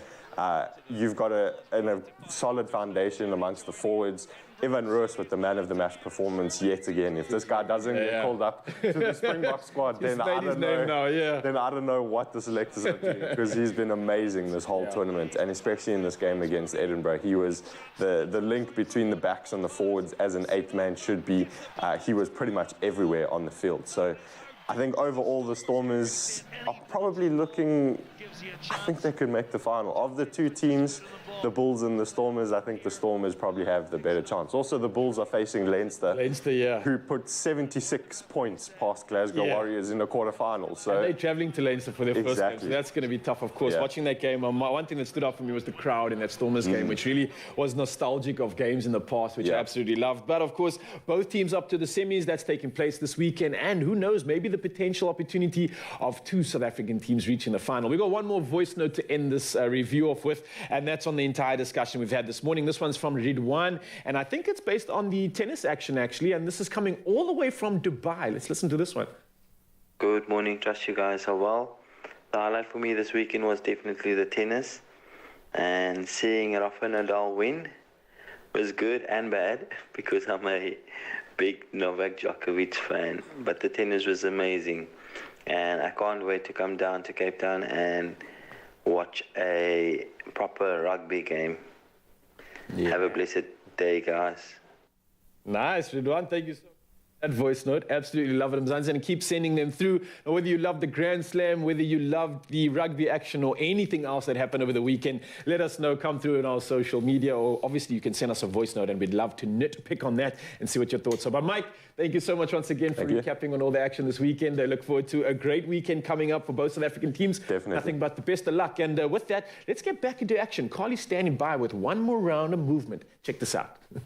Yes, Ryle, I know you are missing out because I'm doing this final one. And when it comes to body weight training, it is probably some of the easiest workouts you can do. And I say easy with inverted commas because they can be the foundation of any couple's workout, and the options of exercises, there's a huge amount available, meaning you'll never get bored during a workout. Now, Carly, she is still here with us. Earlier, she's done legs, she's done arms, and now we're about to do some core/ab workouts. And when we say partners, this is also just fitness buddies, keeping someone accountable. I love doing fitness challenges with my friends because we keep each other motivated. Okay, so the first exercise will be on our mats. Okay, you can just actually put the feet just like that, and we're going down. We're going straight into a crunch and a high five. And a high five. Nice. There we go. This is like super interactive, you know, with a friend, with a partner, with a sibling. Okay. And it's fun because you actually forget you're doing crunches. You're just focusing, or at least I'm just focusing on last one. Okay, so the next one that we'll be doing, you'll actually be standing up. Okay, and then my hands will be just here. Okay. And then you're going to be bringing my legs down. Okay. There you go. Adding a little bit of resistance. Just making sure that your legs are not touching the floor. And to make it a little bit fun, you can move my legs to the side. Ah, okay. And you need to keep the core strong. Definitely. Okay. Nice. Okay, so then the next one will be on the mat again. Okay, so this brings me back to my childhood memories, okay? So we'll be touching our feet just like that. And while we'll be doing that, we'll be doing this. Just like that, yes. We'll be doing some bicycle exercises, yes. Yes. And you can actually feel your core burning. Okay. Nice. Okay, so the last one will be you in a plank, okay? Okay. So I'm just going to change this little mat. Mats. Nice. Get into a bit of a plank. Okay. Perfect. So you need to be in a high plank. Nice, just there. Okay, and while I'll be doing crunch in and up. Just like that. You'll feel it a bit maybe in your legs, but most of all in your ab section. Okay. Okay, sorry. Okay. And that's your 4 exercises for abs. Okay, amazing. Yes. So my producer says we still have some time, so now I feel like you can do the plank. Okay, yes. I want to give that one a little bit of a go. And perfect. I know when it comes to your core exercises, by simply just placing your hands here at your lower back, it also helps alleviate the strain. Yes. Okay. With lower back problems. Okay. Okay. So now I just need to aim carefully. Is that what you say? Yes. Very nice. I love the fact that you actually mentioned that part of it. Oh, I'm queen of trying to protect my lower back. No, same here. Trust me. So thanks for the tip. There we go. Okay. Perfect. Fantastic. Now, for someone that's just done a little bit of a body weight workout, you did the legs, you did the abs, you've done the arms. Yes. I love a good cool down, and I know stretching is something we don't always get into. So you can also help us with a little bit of a cool down. Okay. So you just want to lift, since we trained abs, just going to lift up completely, dropping the shoulders down, looking up to the ceiling. Okay, perfect. And you're going down. Stay down, perfect, back up, and then to the side, and to your left, and to your right. Nice. Perfect. Fantastic. Carly, it was great having you here for this workout. Of course, focusing on, you know, everything. So where can people find you on social media so they can stay up to date with the workouts you offer, as well as I'm assuming you do fitness training lessons? Yes, I do fitness training lessons at Virgin Active Wembley, and at Virgin Active Greenpoint, and you can find me on Instagram. Handle is CarlyFit8. There we go, CarlyFit8. She is here. She definitely put Raul and myself through our paces. And of course, if you were able to join in at home, I really hope you enjoyed that workout as well. Well, listen, this is your Feel Good Breakfast Show. We still have so much coming up for you all the way through till 9 o'clock. 1 in 2 healthy South African women suffer from iron deficiency. Speak to your healthcare professional about getting tested and treated for iron deficiency. Brought to you by FerryMed.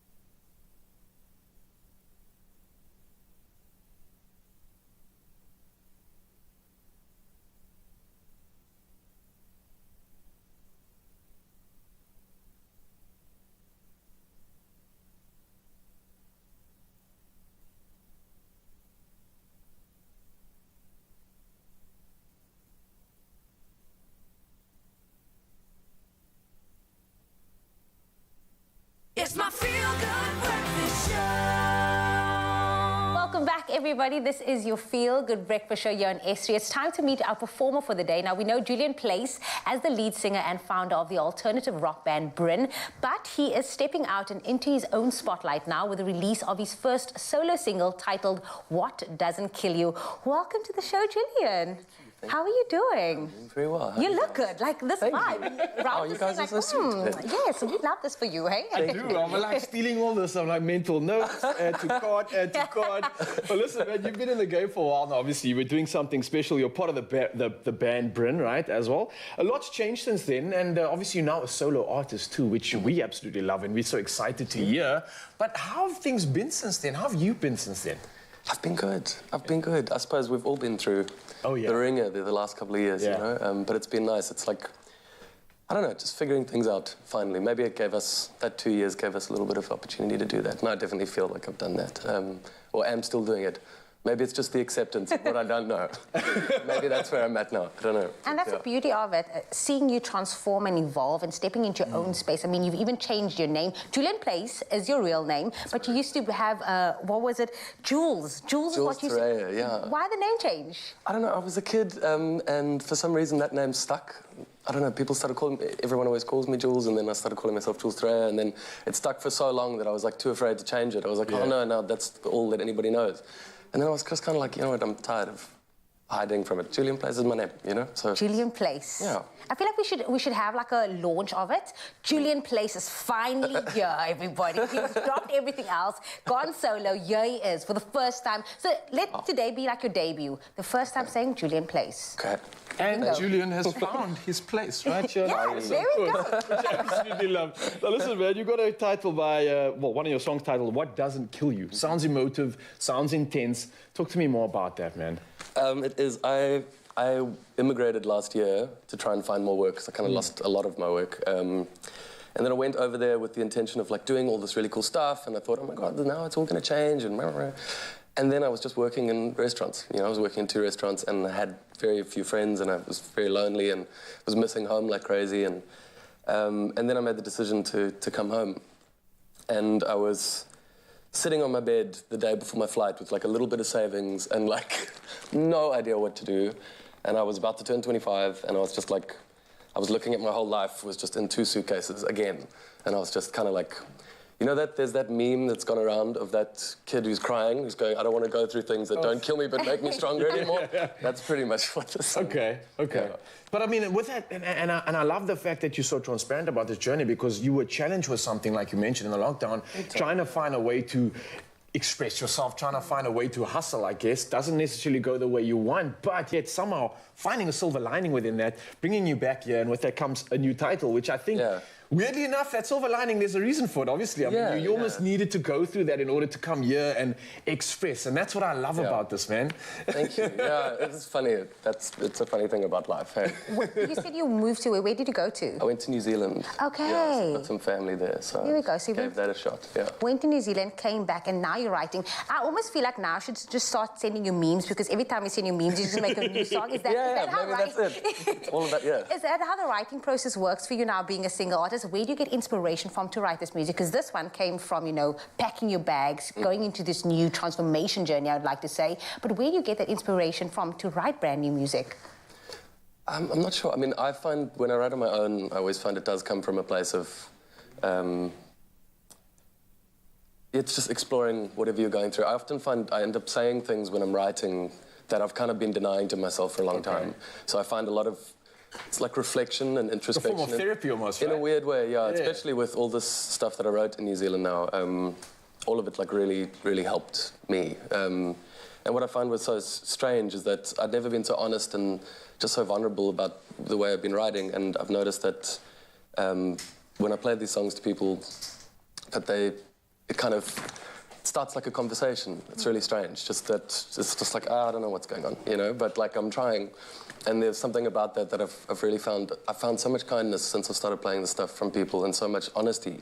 People coming up to me after shows, you know, and just sharing this like really vulnerable spaces in their life, and like it's been really special and overwhelming, yeah. But I definitely think that's because you're the one that's setting that tone. And you set that endeavor because you're the one being honest, you're the one expressing, making yourself vulnerable. At the same time, I think that's what a lot of us can actually relate to, and it makes it real. So I want to say thank you for that, for going through what you did and coming through on the stronger side of it, on the brighter side of it, and also sharing some of that with us, because like I said, it's something that I think a lot of us, Mzansi and everybody else, when they listen to their music, is going to be able to really just, like, you know what I mean, resonate with this, man. And they found their place, and I know you have as well, and that's what I'm so excited about. So thank you again for that. Thank you for being on this couch and for making yourself so raw. It's not easy. It's a debut, everybody. Julian Place is the Feel Good Breakfast Show. He has some amazing performances coming your way, so don't go anywhere. Oh, thank you, team. Well, listen, while our guest artist Julian warms up those vocals, it's time for us to warm up this cold morning with a meat-free classic recipe. So, we've had classic fashion from Timby, classic cars, thanks Chad, and we've seen classic hairstyles. And you, Michael? Classic! A classic range from Clover. Timeless taste. Made with love by Clover. Well, if you are fancying a chili con carne without the carne, well, then you don't have to look any further, because we are about to slow time down and really show you how to make our classic mixed bean chili that is exactly what you need. Now, it's got all of that satisfying flavors that comes together in under 20 minutes, and we have Jenny Morris in the kitchen to show us as she already starts frying up our onions. Don't you love that sound? They're hissing, and look when I go like this on you. Like, I'll take it, thank you. Take it, you look gorgeous today, Zoe. Thank you. What I like to do is, I want my pan nice and hot and get the oil in, because you know, onions have that natural sugar. So I want to just coax some of that out, because it just enhances the flavor. And of course, garlic. So I'm going to put the garlic in now, because I'm not really going to brown the onions too much.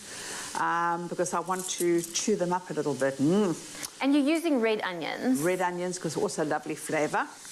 And then here I have some cumin, oopsie daisy, and some smoked paprika. And I'm going to just give it a good old stir. Oh, there's something about putting those spices with your onions and your garlic into a pan when those flavors emulsify. Oh. Absolutely. It reminds me of home. It does remind you of home, hey, that frying onions as you walk into the door. So once the spices kind of hit your nostrils, I call it a perfume, because for me, food has the most incredible perfume. I'm going to put my tomato in. And this is just some canned tomato. Can you play around with a little bit of spiciness? So you can do like Indian style tomato. Of course you can. You can add some chili to this as well. Oh, I feel like a dish like this needs to have a little bit of a bite.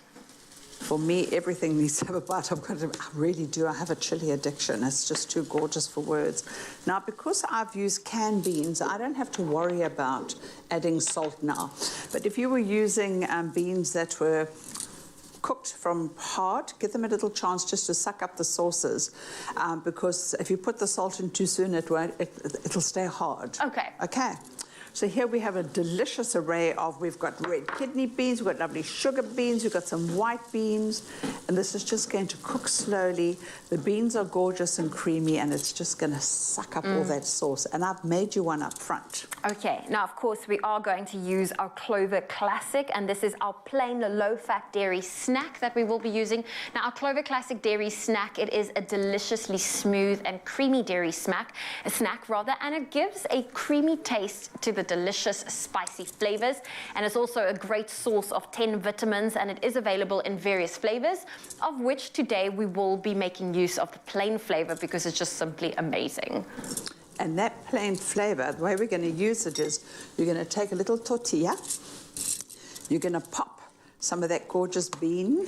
Okay, some of the bean in there. Yes, and then I'm going to give you just a little bit of this Clover snack. Oh. Now, you could have it just absolutely plain like this, or you could just take it and mix it up with another little bit of garlic. You could chop some mint and some coriander into it. But as is, it's just too delicious. Do you like coriander? Oh, I do. And a few sprigs. I like a little bit of coriander. Like, I find, you know, sometimes people decorate their food and then they just put too much coriander. Oh, yes, and it smells. Then it tastes like and then you just taste coriander the whole time. It's like a little stink bug, isn't it? No, I'm trying to do that. There we go. Look at this. Absolutely amazing. If you want to get your hands on this delicious recipe, we do have it available for you. It's on our website, expressoshow.com. And with Clover Classic, you also stand a chance to win your share of R500,000 in prizes. Now, to enter, buy any Clover Classic custard, dairy snack, or fat spread, or mayonnaise, and simply WhatsApp the till slip of your purchase to this number. It's 074 909 0000. Those T's and C's can be found. It's on clover.co.za. It's classic, it's timeless taste, and of course, if you've missed any of the steps to this delicious recipe, we have a quick recap for you.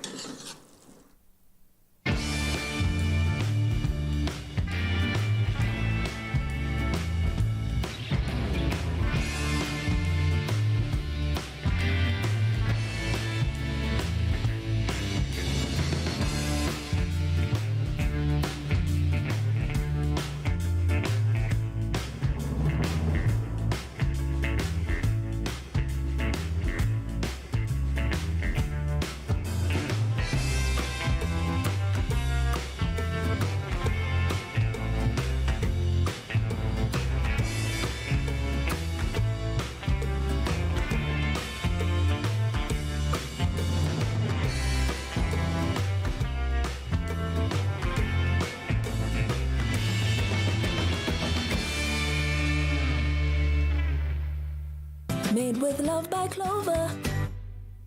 Oh, you can make my day.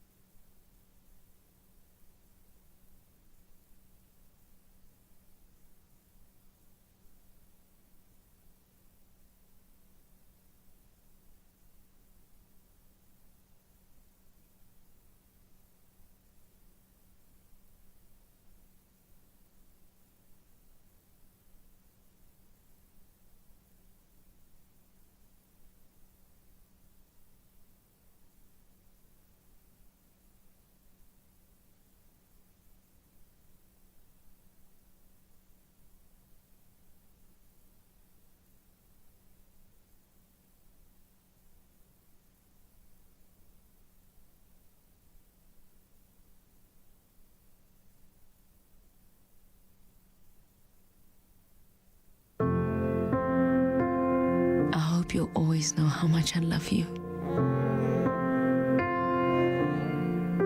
I hope that you never stop learning and growing. That you'll be brave and joyful and kind. And that one day, when you look at me and I look at you, we'll love the wonderful you that you've become. It all begins with purity. It's my feel-good breakfast show. Well, welcome back. It is your feel-good breakfast show, Expresso. And you know what? A Monday needs to start off on a positive note. And we love this little bit of motivation that we would love to bring for you. And this is a talented writer and author, C. Joy Belsey. And we're about to take a look at one of her quotes as her take on relationships and the connections we make, especially with our loved ones. It really is so important based on the conversations we've had today.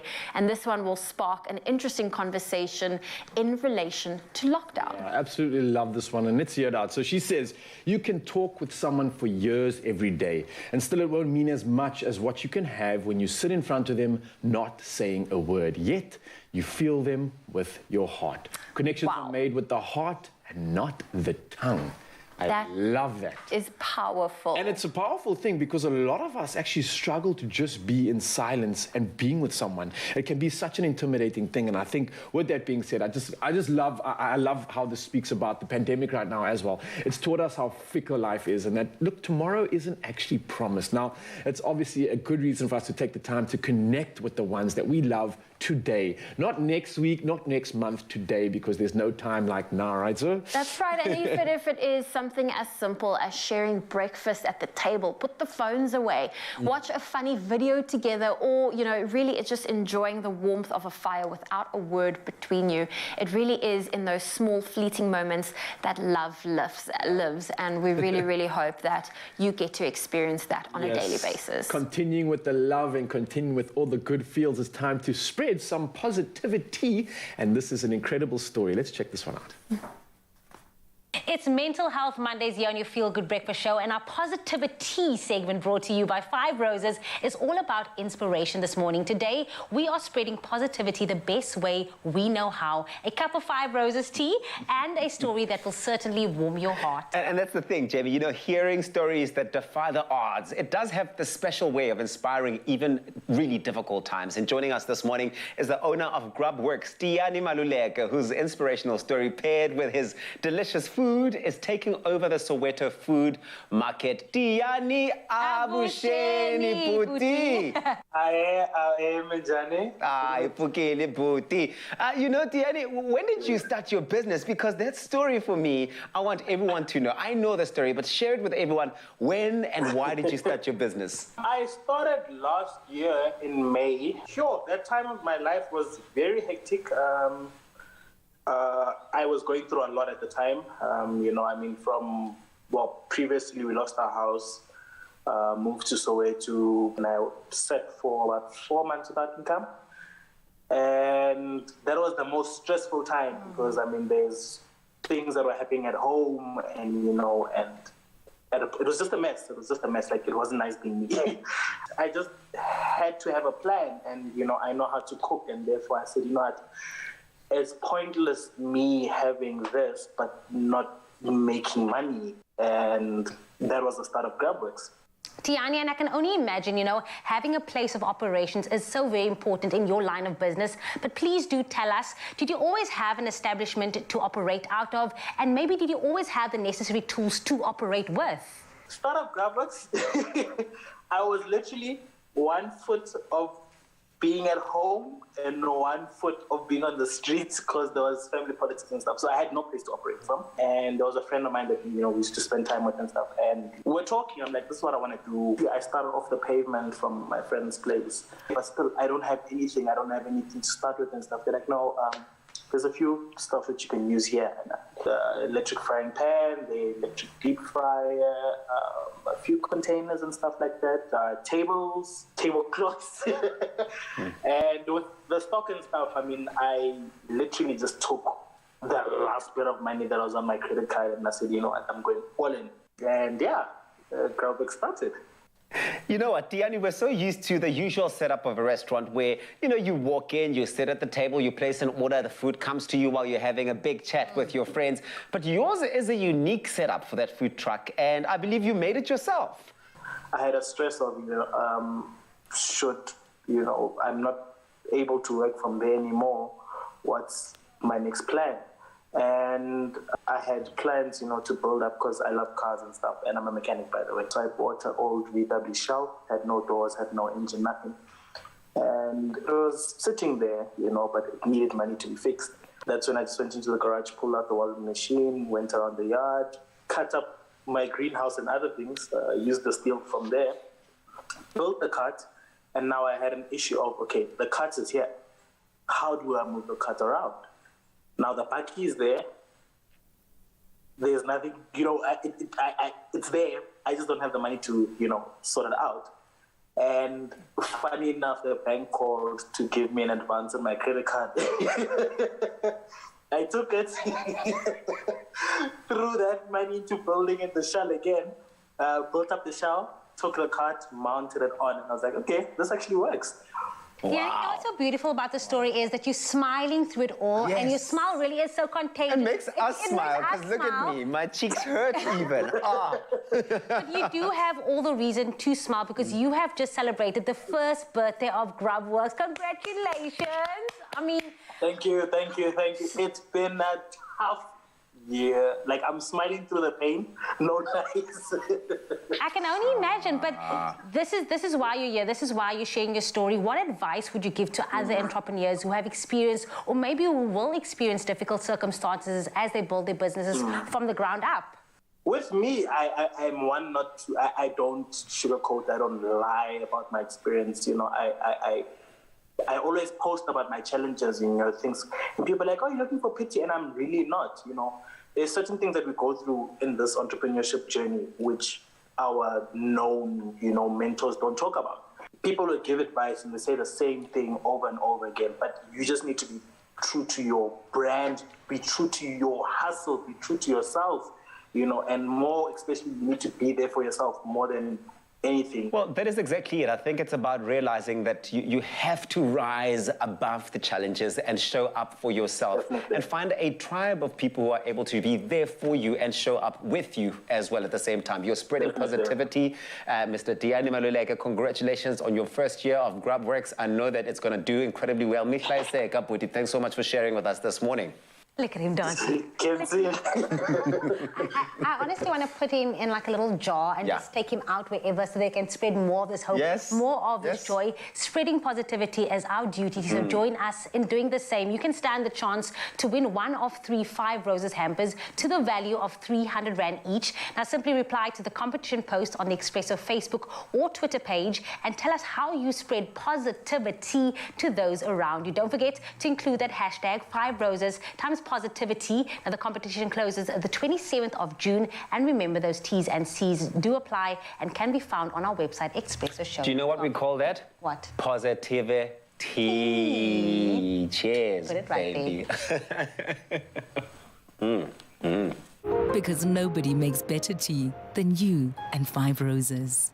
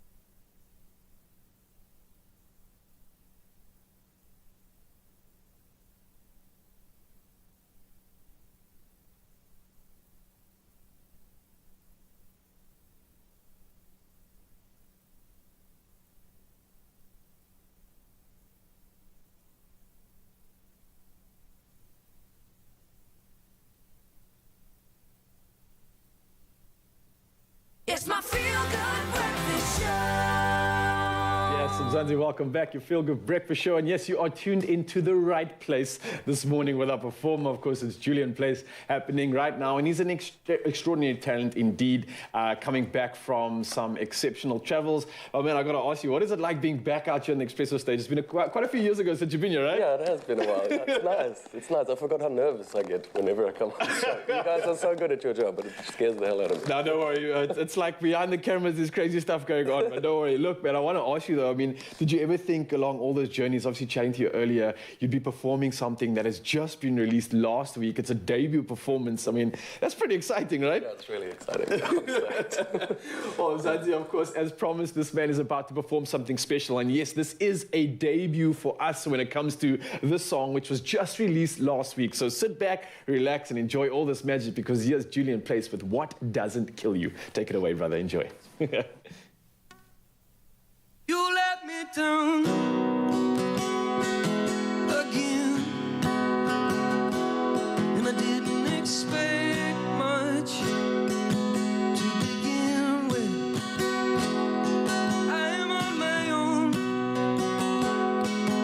again, just me in this suitcase. My whole life, it always seems to fit in, but I'm getting older. That fear's grown. I'm supposed to have it all together by now, I know, but I don't. They say what doesn't kill you makes you stronger, but if I'm being honest, I feel weaker than ever. Can't see what I'm supposed to learn from this. I'm clinging to the hopes that one day I'll find all of this meant something. I lose control of my mind in the evenings. My head's like a turbine and it's violently spinning. And I think about her, and I think about them. I think about my whole life in all the ways it could have all been different, but I'm getting older. That fear's grown. I'm supposed to have it all together by now, I know, but I don't. They say what doesn't kill you makes you stronger, but if I'm being honest, I feel weaker than ever. Can't see what I'm supposed to learn from this. I'm clinging to the hopes that one day I'll find all of this meant something.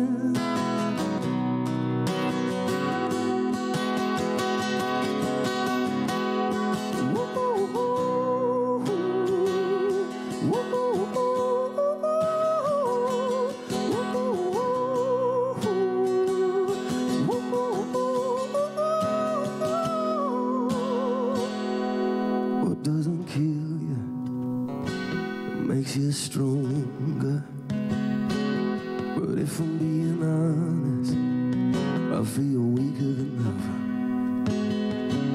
Can't see what I'm supposed to learn from this.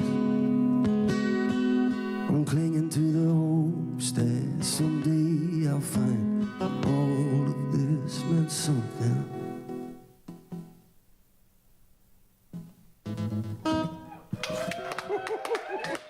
Oh, Julian, man, that was absolutely incredible. The emotion, the rawness, the authenticity, it was all there. And when we were talking about the conversation of you going up on those travels to explore and discover, man, I'm so grateful for whatever it is that you brought back, because it's real, man. And I felt that, and I'm sure you did too, Mzansi. But don't worry, there's more feelings coming at you from this legend himself. We've got more performances lined up for you that are going to be spectacular. Brother, well done. That was a beautiful debut. And there's one more coming at you. Mzansi, don't go anywhere for now, though. It's almost on the hour. And Zoe is obviously standing by with the news. See you down.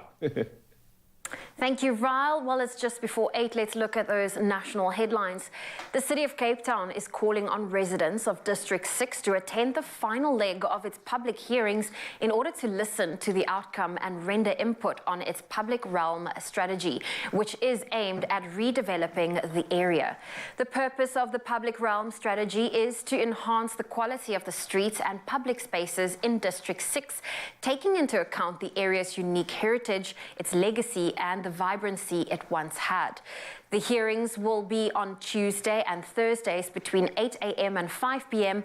and Saturdays from 9 a.m. to 3 p.m. And staying with local news, the government aims to invest some 2.2 billion rand in the management of conservation areas, the restoration of ecosystems, the removal of alien species, and the prevention of wildfires. The Minister of Fisheries, Forestry and Environmental Affairs, Barbara Creasy, made the announcement during her World Environment Day message. Now, she says the government is working tirelessly to protect the country's vulnerable ecosystems. She encouraged citizens to take part in conservation efforts that could lead and turn to job creation. Currently, 16.5% of SA's territories and 14.5% of coastal areas are protected. Moving to news beyond our own borders, the senior official from the U.S. State Department is traveling to Sudan to offer support for initiatives aimed at solving the political crisis following last year's military takeover. During a 5-day visit, Assistant Secretary of State Molly Fee is expected to discuss ways to restore peace and economic stability, as well as Sudan's possible transition to democracy. The State Department says Ms. Fee will urge Sudan to seize the opportunity offered by the process facilitated by the African Union, the UN, and the East African regional grouping IGAD. And the Queen says she is humbled and deeply touched by the Platinum Jubilee celebrations held across the UK from Thursday to yesterday. In a thank you letter after concluding a pageant in London, she said she remained committed to serving as monarch with the support of her family. The Queen said, despite not being at every event marking her 70-year reign, my heart has been with you all. She was joined by 3 generations of her family on Buckingham Palace's balcony for the final of the pageant. And thanks to the brave efforts of members of the South African organization Warriors of Wildlife, a pride of 9 lions have been safely rescued from a zoo in Odessa in Ukraine in a daring mission. The 9 lions were on the brink of starvation in the war-torn Black Sea port, and also there was the very real danger of Russian missiles striking the animals. It's believed that its operation is the largest ever big cat rescue from an active war zone. Lionel De Lange, director of Warriors of Wildlife, arranged the rescue and repatriation of the lions to a temporary home at Targo Mureș Zoo in Romania. The lions were created for a 30-hour convoy journey through 3 countries. The director of the zoo provided a safe haven for the young pride of lions while their permanent home was being secured. De Lange has now rescued and relocated as many as 38 lions, 8 bears and a tiger from captivity. He vowed that this would not be the last rescue he and his team would perform. Well, that's where I leave your morning headlines. Here's a final look at your sport.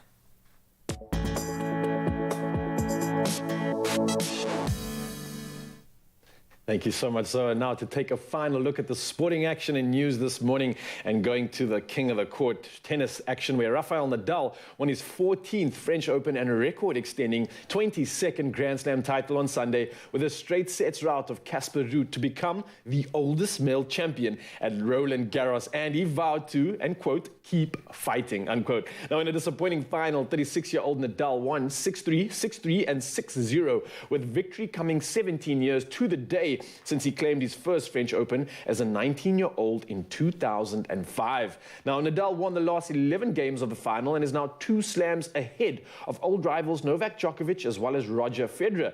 And now this coming from Sunday's victory against all odds. On top of that, Iga Swiatek was also crowned the women's champion for the 2nd time in her career after beating Coco Gauff 6-1 and 6-3 respectively. Now, the 21-year-old also recorded a 35th successive win. Now, heading from the courts now, we head over to the pitch, and that's the soccer pitch. And we're talking about Wales action, which ended their 64-year wait for a place in the World Cup finals as they beat Ukraine 1-0 on Sunday to end the war-torn nation's hopes of reaching Qatar. Now, an own goal from Ukraine winger Andriy Yarmolenko, who headed a Gareth Bale free kick into his own net, decided the contest. Now, Wales, who last appeared in the World Cup finals in 1958, also had Wayne Hennessy to thank again as he pulled off a fine one-handed save from substitute Artem Dovbik's powerful header 6 minutes from the end. Now, from the soccer action news, we head over to the cricket pitch.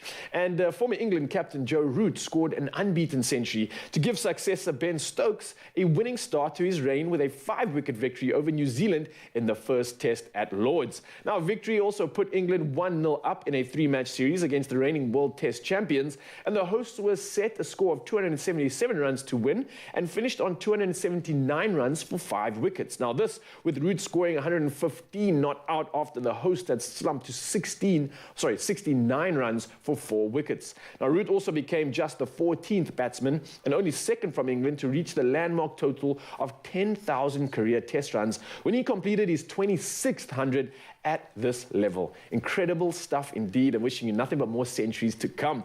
Now, sticking to the latest when it comes to all the sporting action and heading over to what happened on the weekend with rugby. Now, the Stormers and Bulls had to work hard in their United Rugby Championship quarterfinals, but in the end, it did what was needed to book their places in this weekend's semi-finals. Now, with Leinster and Ulster winning their quarterfinals over the weekend against Glasgow Warriors and Munster respectively, it means that the final 4 will consist of 2 teams from South Africa and 2 from Ireland. Now, as a result of their nail-biting 30-27 victory over the Sharks, where they needed a Chris Smith drop goal in the injury time to clinch the win, the Bulls will have to travel to Dublin, where Irish giants Leinster await them in the first semi-final. Next up, the Stormers, who beat Edinburgh by 28-17 in Cape Town after a strong second-half performance, will welcome Ireland's Ulster to Cape Town on Saturday. Well, we're wishing both of our South African teams nothing but the best of luck for this weekend's fixture. And that is, of course, all that I have for you when it comes to the sporting action. Of course, there's lots to talk about again in the next few days to come. But for now, it's time to recap on the latest when it comes to the weather. And here's Jamie Lee Dombeck standing by.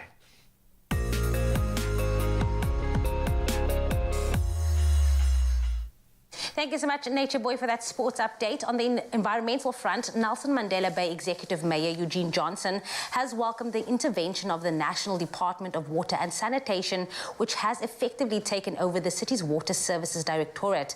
Now, this was formally announced on Friday by the Minister of Water and Sanitation, Senzo Mchunu, who said the program would be led by the Amatola Water Board. Mchunu said the main reason for this was the looming crisis of Day Zero, and secondly, where the Nelson Mandela Bay municipality was meeting its responsibilities as a water services authority. He also said the program will broadly cover 3 areas: 1, introducing drought mitigation measures, reducing consumption to 50 litres per person per day, and also extending water supply by continuing to augment supply to the metro. Mchunu said some short-term measures are expected to be in place by next Wednesday. Then next we move on to the stunning sunrise images shared on the Expresso WhatsApp line by our viewers. We had Liz Decker from George, who captured the stunning shot showing off sun's rays breaking through the cover.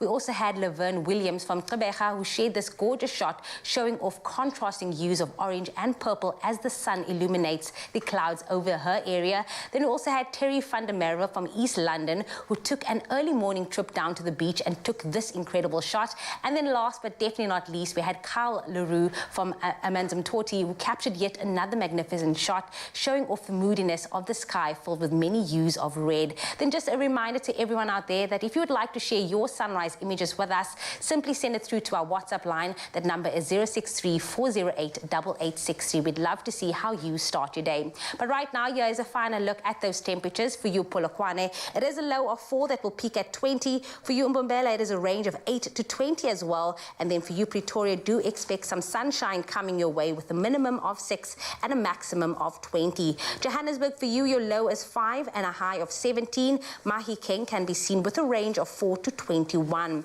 Klerksdorp, for you, on this Monday, it is a range of 3 to 20. Kimberley can be seen with a minimum of 3 and a maximum of 20 as well. Then coming through Bloemfontein, you are at -1, starting your day off and then ending off with 19. And Richards Bay can be seen with a range of 11 to 23. For you, Pietermaritzburg, do expect a minimum of 9 and a maximum of 23. And if you do find yourself in South Africa's playground today, Durban, your range is 15 to 22. Mthatha, for you, it is 7:25. East London can be seen with a low of 13 and a high of 24, as well as for you, Cradock, your low is 3. That will rise to 22 later today. Gqeberha, for you, 10:25. George can be seen with a range of 12 to 25. And then if you do find yourself in the mother city, Cape Town, today, your range is 14 to 25 as well. Worcester, for you, it is 13:28. Sutherland can expect a low of 5 with a high of 20. And last but definitely not least, Uppington, ranging from 7 to 25. Well, that is where we wrap your weather news here on your Feel Good Breakfast Show. Oh, thank you, Jamie. Well, you know what? The tropical island of treasure, it is back. And you know what that means? We are coming back with the best of the best for Season 10, the All-Stars cast. Yes, so we're not just bringing you entertainment this season, we're also giving away massive prizes because that's what you deserve. That's right. Now, if you would like to win some of these incredible prizes, all you have to do is the following. You buy the promotional Tropica bottle with the red cap and you find your code underneath the cap. Yeah, that's step 1. And then after that, you can stand a chance to win loads of instant prizes such as airtime, data, and even Uber vouchers. Yeah, I know everyone's going to like that. And if you find the hashtag, or sorry, inverted commas, treasure under the red cap, then you stand a chance to win one of the 10 incredible prizes, such as a Suzuki product worth up to 250,000 Rand. Now, you could choose between a car or a bike, and that is how big you can win. But that is not all. Listen to this. That's insane. You can even win yourself Uber vouchers worth 10,000 Rand, rest assured beds, a trip to the island, and Seychelles. That's just some of these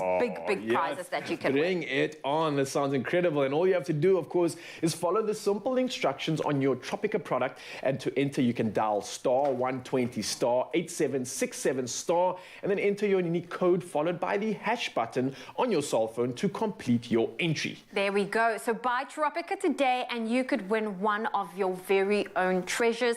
There are some T's and C's that apply, and all of that information can be found on tropica.co.za. Good luck. Yeah.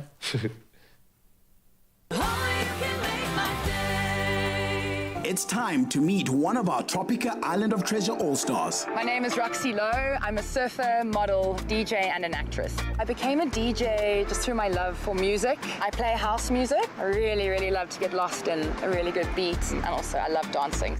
My life as a surfer has prepared me for Tropica Island of Treasure 10. Obviously, the surfing training as a professional athlete, I definitely have the advantage of understanding and knowing the ocean pretty well. Yeah, water's my thing. I took a break from the competitive world and I really just focused on healing and meditation and on the yoga aspects of life, and just went into really, like I would say, a spiritual cave. But I feel like I'm ready to climb out of the cocoon and get back into the competitive space and compete again. Yeah, baby! Oh, my husband's so excited. He's a great coach. He's been a very good rugby coach in the past too, so he's coaching me through the process like he would a rugby team. Up, as fast as you can, over the wall, over the wall. If you're not first, you're last. I'm so excited for her. She's such a sweetheart. Anyone who knows her is just such a softie. But, you know, she's a competitor, and so I'm really excited to see the competitive side of her come out. What I'd love to wish Roxy on this adventure is to have as much fun as possible, but don't be shy to compete. You're an absolute athlete, so go out there and show some teeth, girl. We're gonna win. We're gonna win.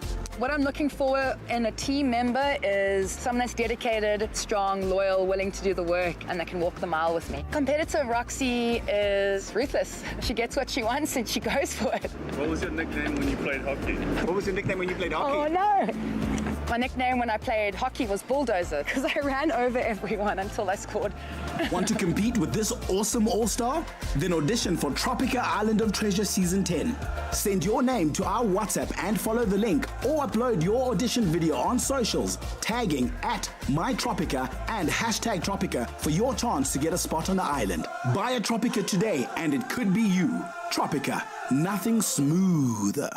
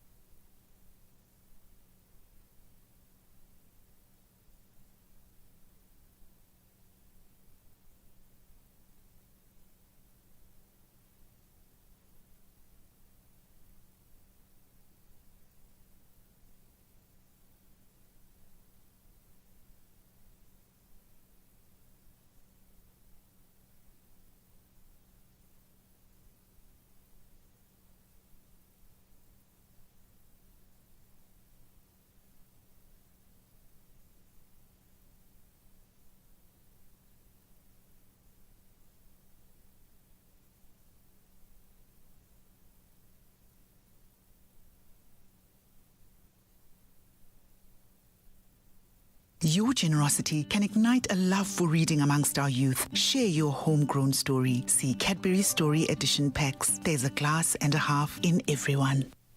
It's my feel-good breakfast show. Well, I'm going to say you're in for a treat this morning. It's your Feel Good Breakfast show, and you know, we love on your Feel Good Breakfast show. And this morning, it's been all about re-evaluating our relationships during lockdown, and we just happened to stumble across a very beautiful and positive story.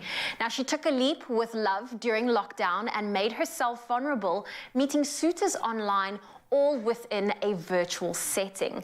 Now, after 5 weeks of testing out whether or not you could build a connection with someone online, someone caught her eye, and today they are in studio to share their inspirational lockdown love story with us.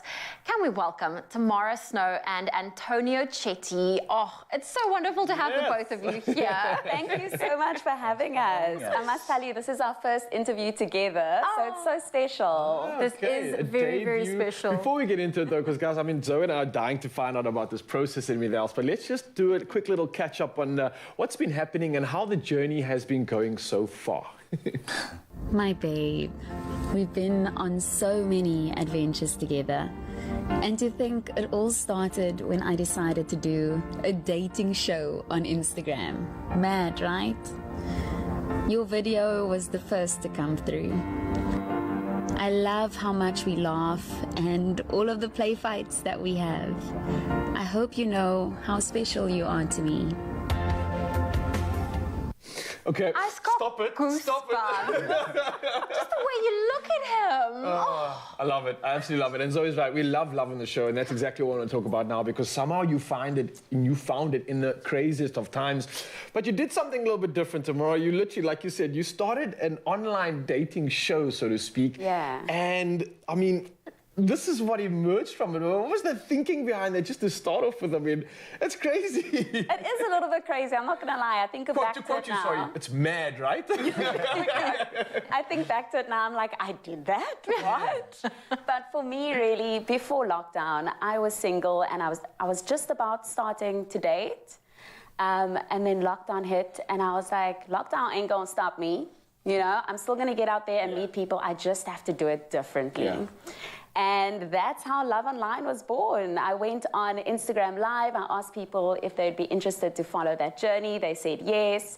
And one of the things that for me throughout this whole process has been very important is just challenging myself to be vulnerable, you know, to be open. Because I thought, if I don't walk away from this with the relationship, which honestly I thought wasn't likely, at least I'll walk away being a better person, knowing myself more and what I want. Yeah. And putting yourself out there, I mean, it takes bravery to be vulnerable in such a public setting.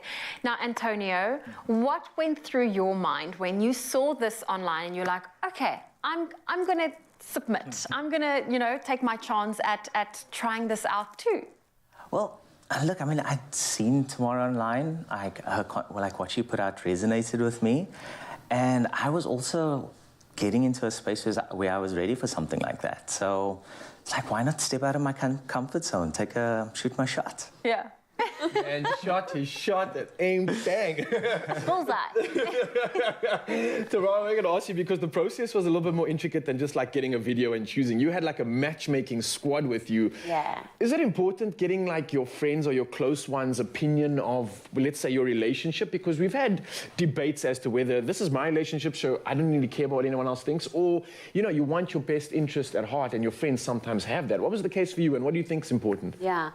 For me, generally speaking, I don't think it's the greatest idea to get too much input on your relationship. Yeah. I think it's important to know who you are, where you're at, what your wants and needs are, and to be able to communicate that in a safe way with your partner, with as little judgment as possible. In this case, though, I was doing something that was very new to me. I had no idea most of the time what I was doing. And so I decided to bring along a group of people to really keep me grounded and to be my sounding board. Yeah. I like that. And that's important, and your closest people will know, and they know the true Tamara, and I think that's beautiful. Now, Antonio, I'm so fascinated with this whole love journey, doing online dating and, you know, trying your hand at being vulnerable in a virtual setting. It's not always easy. Now, you realized you were ready to, you know, hop onto a new relationship, you were ready to meet someone. Have you ever tried anything like this before? Has online dating been on your radar? Is it something you've tried? I've tried online dating, but I was never really any good at it. I think I struggled to make that initial connection and just get to know somebody well in that space, and this was very different. So I think the way that it happened just worked for us. How did the connection happen, if I may ask? So first things first. So what we did first was we had a Zoom date, right? And I prepared a couple of questions because I was like, Lord, what happens if you don't have anything to talk about? It'd be so awkward. So connection lost. Sorry. Bye. You know? And because this was, you know, for a show that I was recording for Instagram, I needed to record the Zoom. We had a beautiful date, actually, Zoom date, a lovely connection. But it didn't record, which was a little bit of a problem. So I didn't record. Yeah, you know. I messaged him and I was like, I'm really sorry, but, you know, we're going to have to do this again. Oh, no. That was the awkward part, because the first time was authentic. Yeah. The second time was, okay, cool, now I'm trying to replicate that magic that happened on the first one. I mean, it was supposed to be, 15 minutes? I think we ended up going for 45 on the first time. But I mean, it worked. I mean, it's the second date, I guess, right? There we go. You're doing well. That magic was there. Well, Antonio and Tamara, they are not going anywhere as we continue to celebrate love on your Feel Good Breakfast show on this Monday morning. Love is certainly in the air, and love is in the air in the kitchen as well. Now, we all have really been feeling the bite with all the increases lately, and not only is it affecting our fuel, but also our food budget too. So we thought, why not dedicate this next recipe this morning to budget-friendly dishes you can feed the whole family with, and will also save you some time in the kitchen. And of course, our favorite celebrity chef, Jenny Morris, is joining us in the kitchen to put together these easy-peasy pizza-baked potatoes. So simple. I never thought of this. So simple. I mean, it's tomato sauce and cheese. So basically, you're going to bake these, and then you take a spoon and scoop out the shell, which you're going to cut it in half. Okay. Just like that? If you do it that way, you just need to then take and just scoop. Scoop it out. Okay, and I'll give you a little bit of advice. Let me take one of these. You can start scooping, Jamie. You can just take a little bit of the bottom off so it balances when you stick it on your tray. What did you do? Sorry, I just took that tiny little bit of potato off the bottom. Okay, got it. Yeah. So then we just scoop up. How much of the potato inside are we scooping out? If you have a look at what I have here, Okay. You're just going to give it a good old scrape. And go slowly. Don't be impatient. And you said love is in the air. Love takes time. Okay, Jenny Morris coming through with her little advice for us. Okay, I've got that. I'm going to take some time for it. Yes. And obviously you want to make sure that it is nice and soft in the center as well. So absolutely. I'm going to pop this in here as well. Yes. This is going to be our filling for... Lovely. So what I'm going to do is, I always say, take the recipe and own it. I'm going to take this recipe and I'm going to just put some little bit of cheese in with the filling and some salt and pepper and some beautiful herbs. And then I'm going to build it. Okay. Cheese on cheese on cheese. You can never have too much cheese. No. And I told everyone before, but back in the day I used to be allergic to cheese. Can you imagine going like 14 years of my life without any cheese? Until one day I just decided, let's see what happens. And then nothing happened. And I took some Allergex and then nothing happened. And now I'm like, give me cheese on everything. So did you have a lactose intolerance? I don't know what it was. Cheese, shellfish. So for now I still don't eat shellfish. I push my luck with prawns and even sushi. But even then I'm still like, I'll have my Finnegan or my Allergex in the bag just in case something happens. Yeah, definitely. My goodness me. So what did you do? I see you got some pizza sauce. I put a little bit of sauce in the bottom because, you know, I'm greedy. I want it all over and everywhere. So I'm going to do the one, and I'm going to put a little bit more of this gorgeous pizza sauce over the top. And I also love that you can use any filling. So if you wanted, I see you've got chorizo over here. You can use ham. I would go with bacon pieces, anything that you have. Again, this is a budget friendly because everyone's pockets are needed to be, you know, spread out widely. So this is something that you can use. You got to dig deep. You got to dig deep. And then, of course, that clover cheese. It's only the elite that we're using for this little spuddy pizza. My spuddy buddy. Spuddy buddy. Spuddy buddy. I love the idea of the chorizo, as you say, but if you are vegan or vegetarian, you can leave out the cheese, you can leave out the meat. There's other alternatives. And it would be very nice to sort of pop some lentils in the bottom with your tomato, you know, to just pump up the... should we give it some more tomato sauce? Look at that. And then again, the herbs also don't shy away from the herbs or the spices or the salt or the pepper. Give it some flavor. Even though it's budget friendly, you want to make sure that it's all tasty. And flavor costs you nothing, you know. Dried herbs, some salt and pepper just make the most beautiful. And because I'm a greedy girl, I'm going to just put a little penny on top. Look at that. Isn't that gorgeous? And now I'm at that stage now where I find stuff that I can make before the time and then just pop it into the oven very quickly. So this is something you could do without the cheese then. And then if you are putting it into your lunchbox for myself or for Luca, I just pop it in quickly into the oven. That's it. And then let it melt and then you can pop it in and serve it with like a side salad if you wanted to. This would be lovely with a side salad. And I would even take a little bit of clover and make a dip out of the... cheesy and cheese, and use different cheeses. Again, whatever you have, some garlic on there, pack it with flavors. Stunning. And then just in terms of like how long you're going to put it into the oven. Remember, it's cooked. It's already baked, so you just want that cheese to bubble, toil and trouble, just come up all lovely, ooey gooey. And you know that when you get that lovely golden crust, and then just take it out. And I put some sour cream on this too. And in terms of prep time, that took like less than 10 minutes. The longest, what's going to take you the longest is baking your potatoes. You can even pop them into the microwave if you wanted to. Wait, so you baked it first? Did you bake it first? Oh, so you don't boil it, because that's where I would have gone wrong. You can boil, but you've got to watch it, because you don't want to break the skin, and you don't want to collapse it, because you need to be able to scoop and create a shell out of it. So, yeah, it's really nice. What would we do without you? Honestly, what would we do without you? Not only come with tasty and flavorful recipes, but also something that's good for the pocket. Thank you, Miss Jenny Morris. For you at home, you can, of course, get your hands on the recipe and the full ingredients list. Just head on over to our website, expressoshow.com. It is easy peasy, and this is our recipe just for you. Enjoy. You want a piece of this?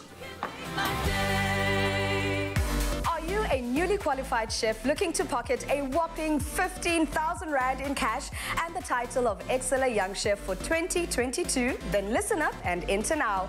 Entry is easy. Simply follow the Exceller Young Chef competition link on Afternoon Express's Facebook, Twitter, or Instagram pages and upload a video of you sharing your name, a short intro about yourself, when and where you qualified, and your signature Exceller dish using Exceller Thai long grain rice, sunflower oil, or mayonnaise.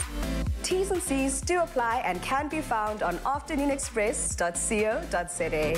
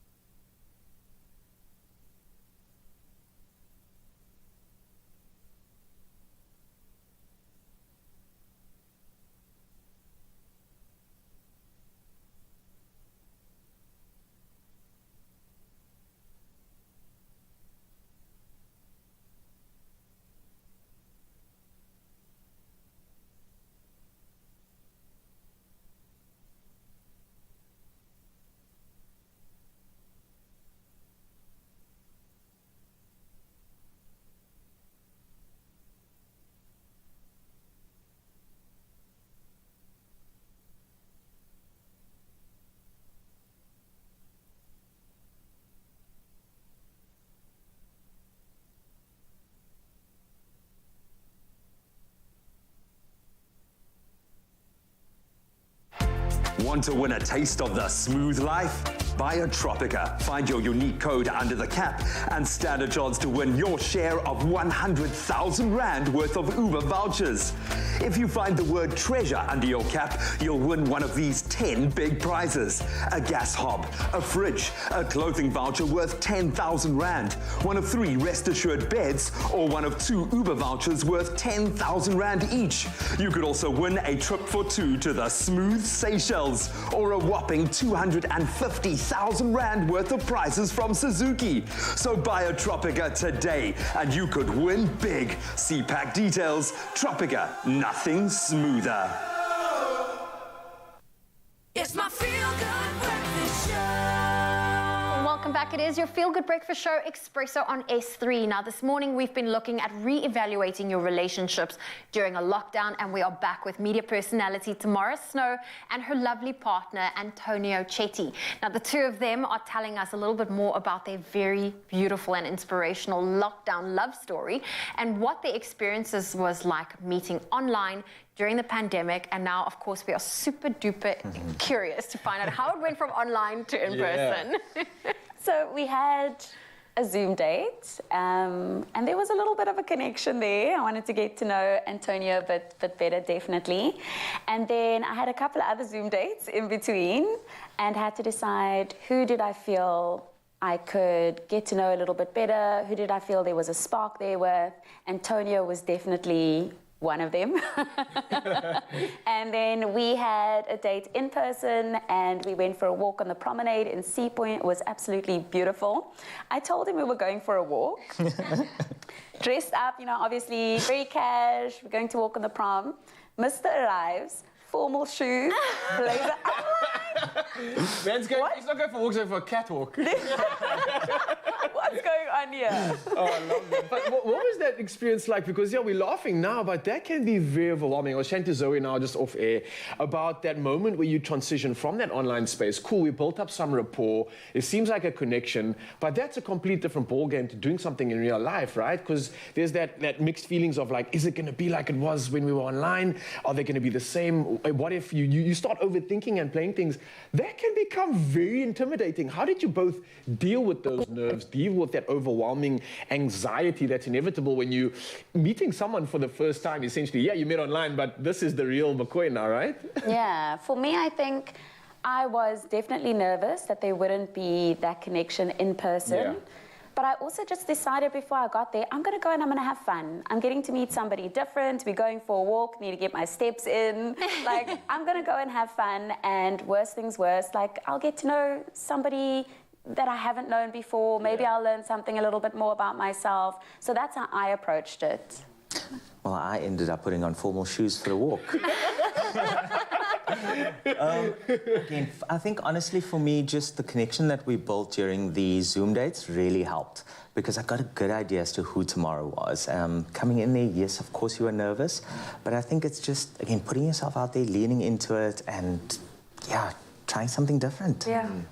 And not everyone is comfortable putting themselves out there or being vulnerable with an audience. Yeah. How did you cope with that? Because she was, you know, this was her disclaimer, like, this is going to be out on social media, the Zoom date is being recorded. But how did you wrap your mind around that you're dating someone that's got that public persona? It still throws me every now and then. But again, we were in similar spaces, we knew similar people, so it wasn't as daunting as I thought it would be. And yeah, it wasn't as hard. Okay.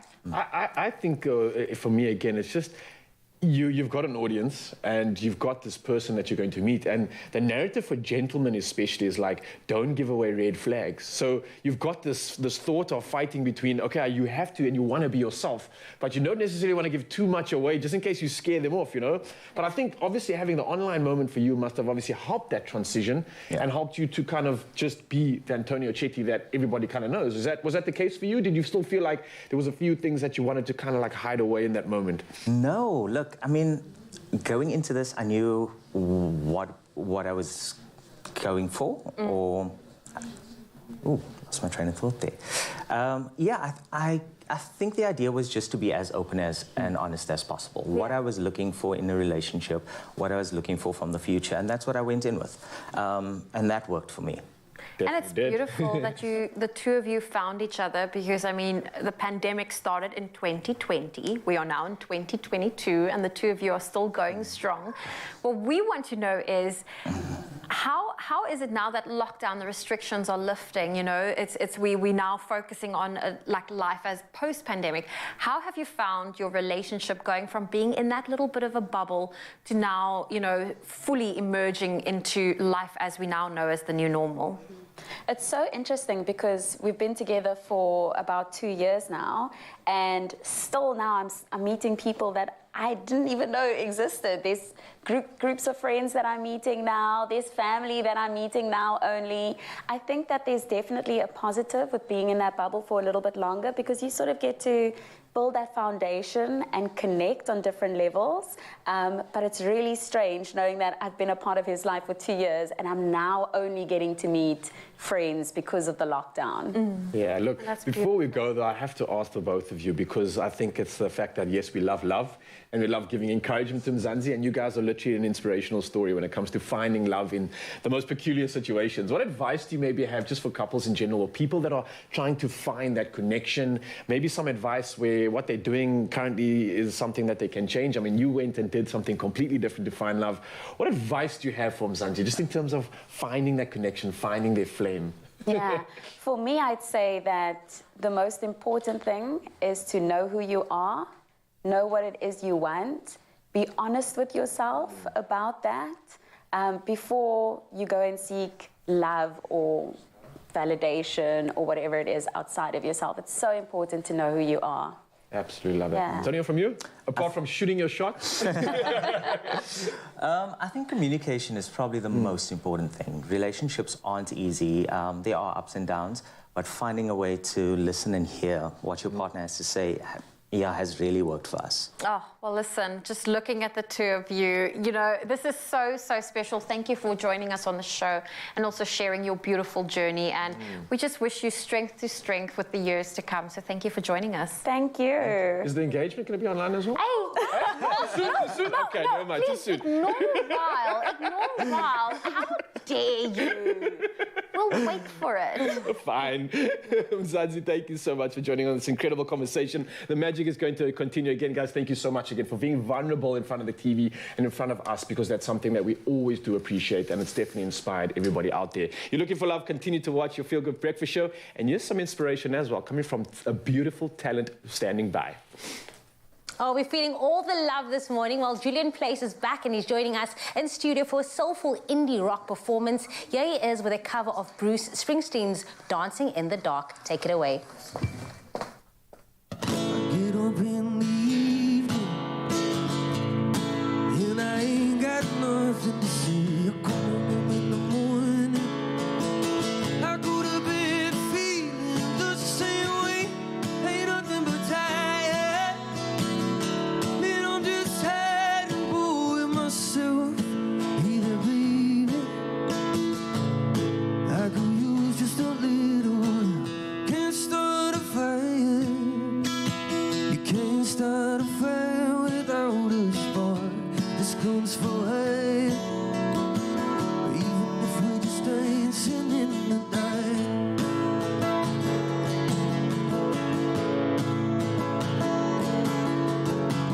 Message keeps getting clearer. Radio's on and I'm moving round the place. I check my look in the mirror.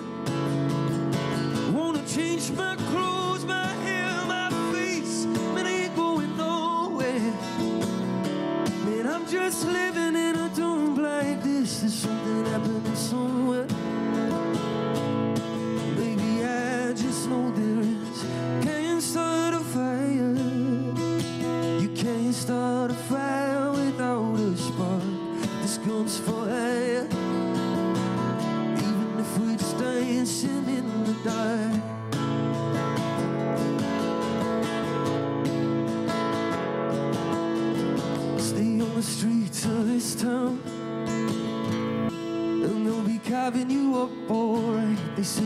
to stay hungry.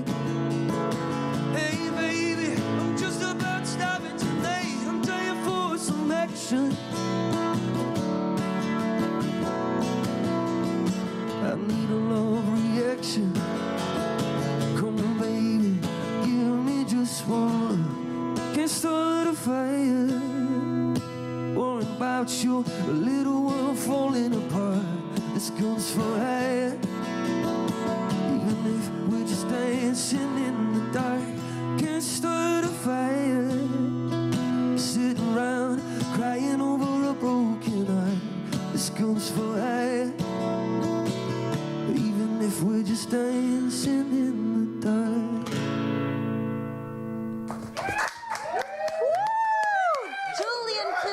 Everybody. And as Stuart Ryle said, you sing with such conviction, such like just authentic, like you just yourself, and we love that. And we love that you still have one more performance from Mzansi, so please let us know what you thought of that. We'll see you in just a moment.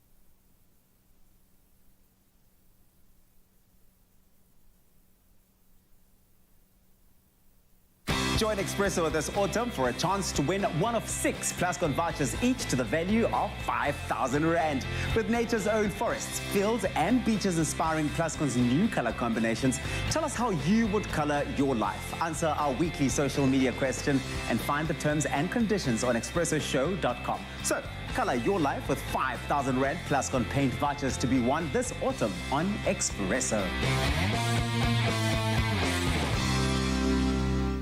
It's my feel-good breakfast show. Welcome back to your Feel Good Breakfast show. Now let's talk about another show, our favorite lifestyle show. The Insider SA is getting a new time slot. Yes, you heard correctly. Now take a look at what you can catch on the show tonight. And if you listen carefully, you may even win big. Check it out. Open up to a new time slot for the Insider SA this evening at 6 as Miss South Africa Lalela Mswane looks the odds-on favourite to win Miss Supernatural. With nothing but pencil and paper, John O'Dry turns social media into art. From just an idea to OMG, watch Sir Abner's full design process. And with a beach house on a mountain, you get 2 holidays in one. That's the Insider SA this evening at 6. Repeat Saturday at 1 on S3.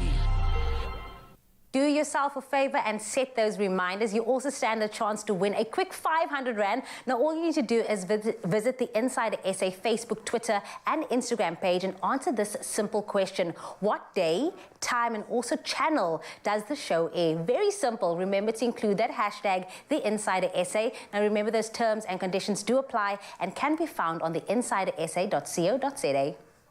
Yes, that's where you can find it. And also, if you want to find some good inspiration for Father's Day, which is coming up pretty soon, then this is exactly where you want to be. Of course, tomorrow, Snow standing by. We're going to get some more nostalgic memories from her, but the man of the hour as well, Chef Clem in the building, about to divulge on everything when it comes to Father's Day inspiration, right? Really? Yes. I mean, am I wrong?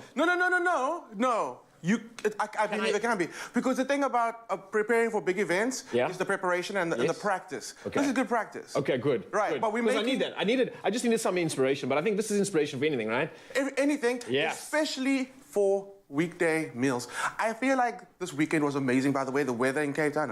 It was like summer. It was a bit of summer, just like boom. And the one thing that I noticed was how like the food was just so colorful and creative. And I'm like, but it's winter and we can eat like that during the week as well. with the Woolies eating deal. Nice. It makes things so much simpler. So with the deal, right, you know the drill. Pick a main, pick a side, pick a dessert. And that's the deal that comes out every week. So let me tell you what I picked this week. Okay. I went what you got for us?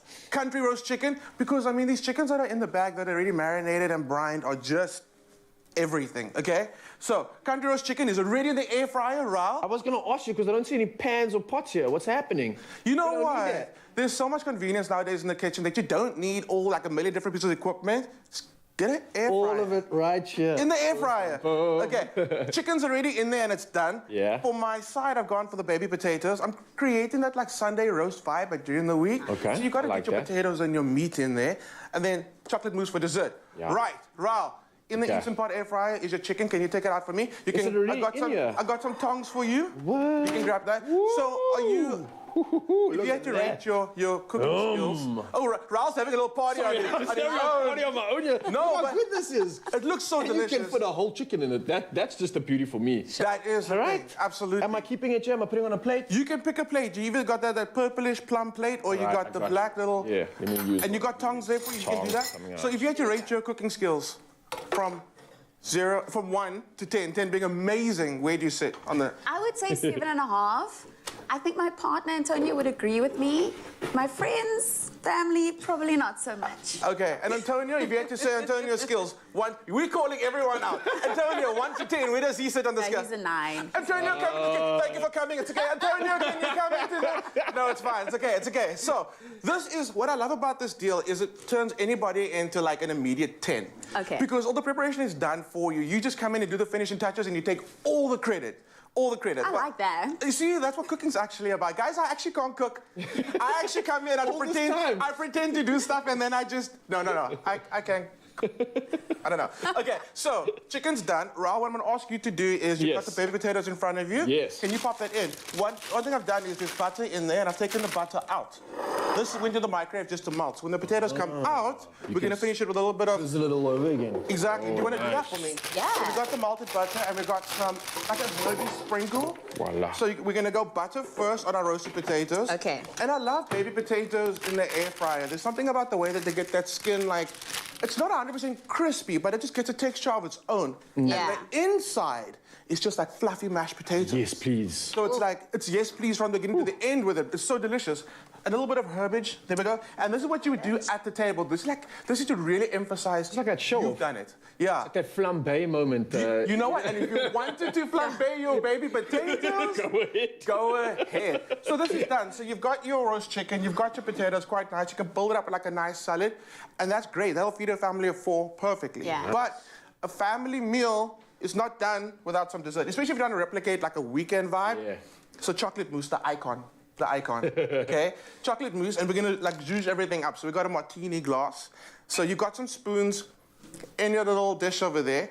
Yeah. You can either pipe chocolate mousse into the dish, but I kind of like the look of it being a little rustic. Yes. So spoon it in. Spoon it in. It's good for gold.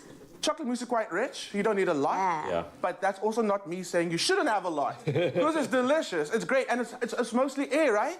Yes. Does the nature boy approve and say it's 50% air? It's okay. All right, so that looks good. Is that good? Yeah.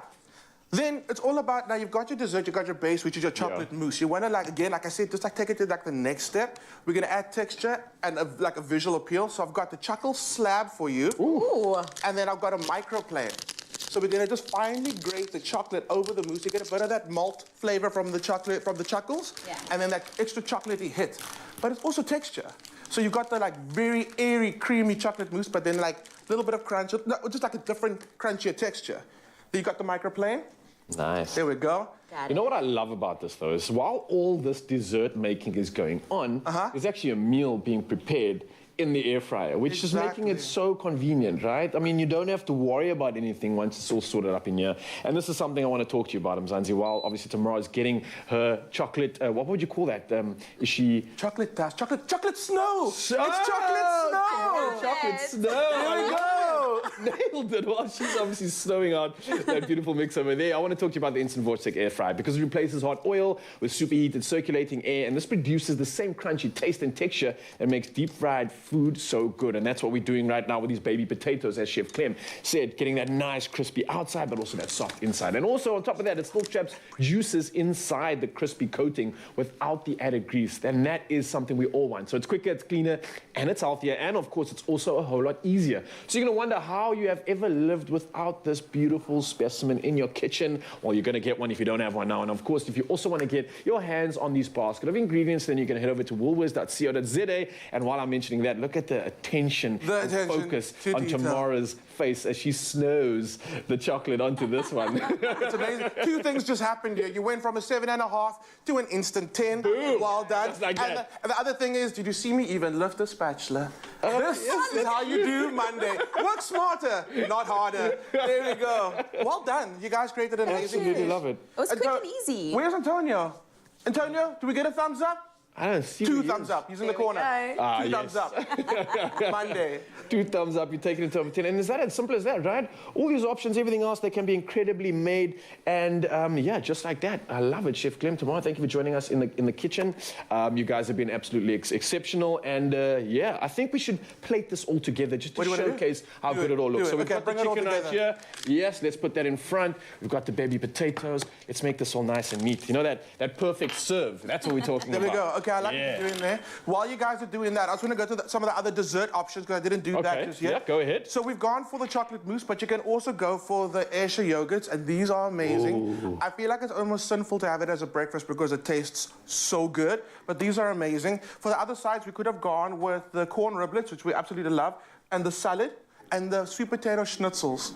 If you've never had them, they are amazing and perfectly made for the air fryer. Ooh. Brilliant. Other options for the mains, hake goujons. These, also air fryer friendly. Air fryer, yes. Love it. Nice. And then the chicken breasts, and these are butter-basted chicken breasts. These are, if you want to make anything with chicken breasts, these are the way to do it. It's so good. And then the pork chops, and then the other roast chicken, the squigga, Tuscan and country. The options are all there, so you can play around with it. What I actually do is I get like 2 combos of the deal, or maybe 3, and then lunch is dinner sorted for the week, and it does translate into lunch with leftovers as well. So the eating deal is how you literally eat well the whole. Okay. Tamara, is this date night approved? Would you say that this would bring some more romance into the relationship? I would say so. It looks pretty yummy. It does indeed, and of course you have so many other options for every night of the week. Date night can carry on all week long, and on top of that, don't forget, Father's Day is around the corner, so we also need some inspiration for that. Maybe you want to create a beautiful family meal. But again, thank you for joining us in the kitchen. Chef Clem, as always, you've been brilliant, and of course, you, Mzansi, get these recipe inspirations at woolworths.co.za. It is beautiful, it's delicious, it's for the entire family, and you can prepare it for yourself. I hope you enjoyed that one. It looks good, man. Well done. Well done, you guys.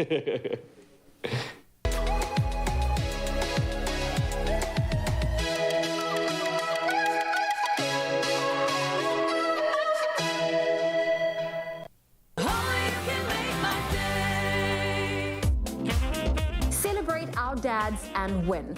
Catch Expresso to stand a chance to win a 2,500 Rand cash prize from Panado each weekday morning from the 6th to the 16th of June. Tell us what the best thing that your dad or husband does that makes him a phenomenal dad. Don't forget to include the competition hashtag #ADoseOfCare. Each day's competition closes at 10 a.m. and T's and C's can be found on expressoshow.com.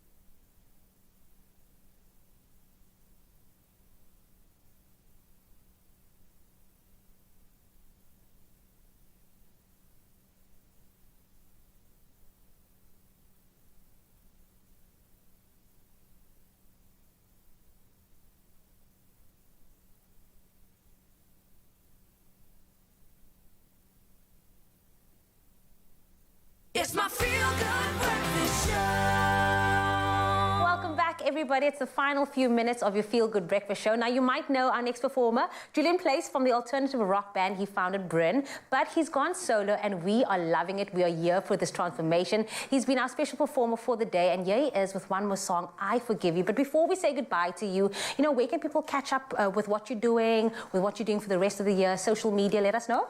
Yeah, probably just Instagram or Facebook, which is Julian Place. That's it. Just one word, yeah. There we go. Easy peasy. Well, for your final performance, take it away. Thank you very much.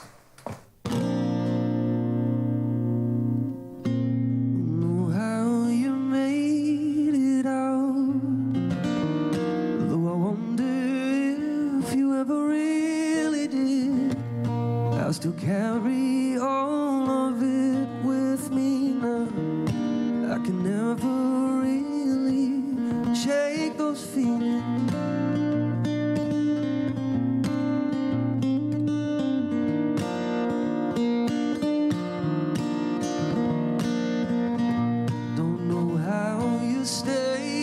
Strong, you always had it so much worse than me.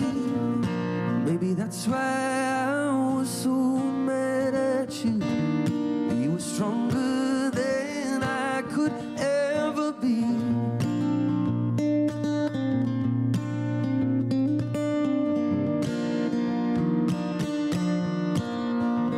And I still think about you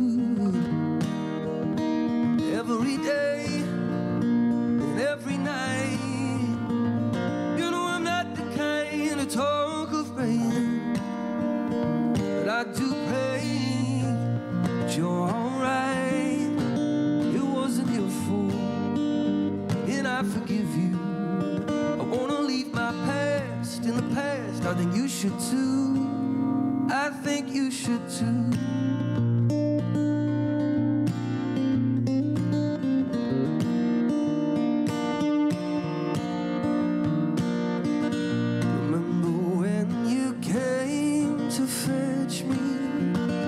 After I messed everything up again, I could see in your eyes you were so mad at me.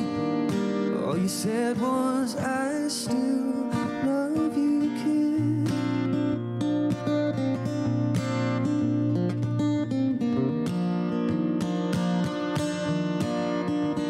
And I still think about you every day and every night. You know I'm not the kind to talk of praying, but I do pray that you're alright. It wasn't your fault, and I forgive you. You were doing your best. What more could you do? It wasn't your fault, and I forgive you. I wanna leave this past in the past. I think you should too.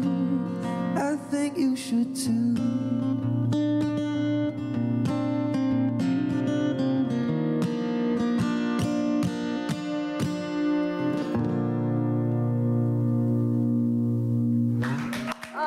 Julian Place, everybody, ending off the show on such a high note. Please take a bow.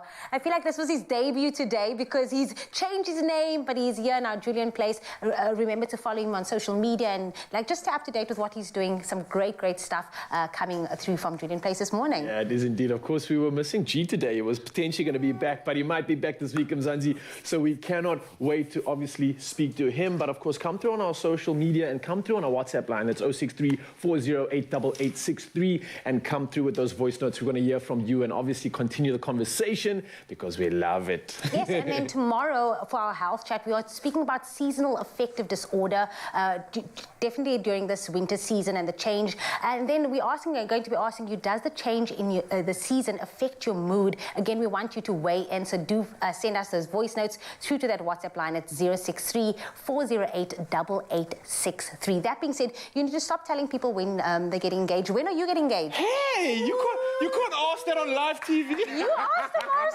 no, so we're going to put you in the hot seat. Space of Zanzibar for now. Thank you so much for joining us. See, I avoided that question there. But we love you. We'll see you in the morning and have a beautiful Monday. Take a deep breath. That's magic inside of you. Go use it and go spread some love. We love you. See you same time tomorrow, 6 o'clock to 9 o'clock. Mwah! Have a beautiful Monday, everybody.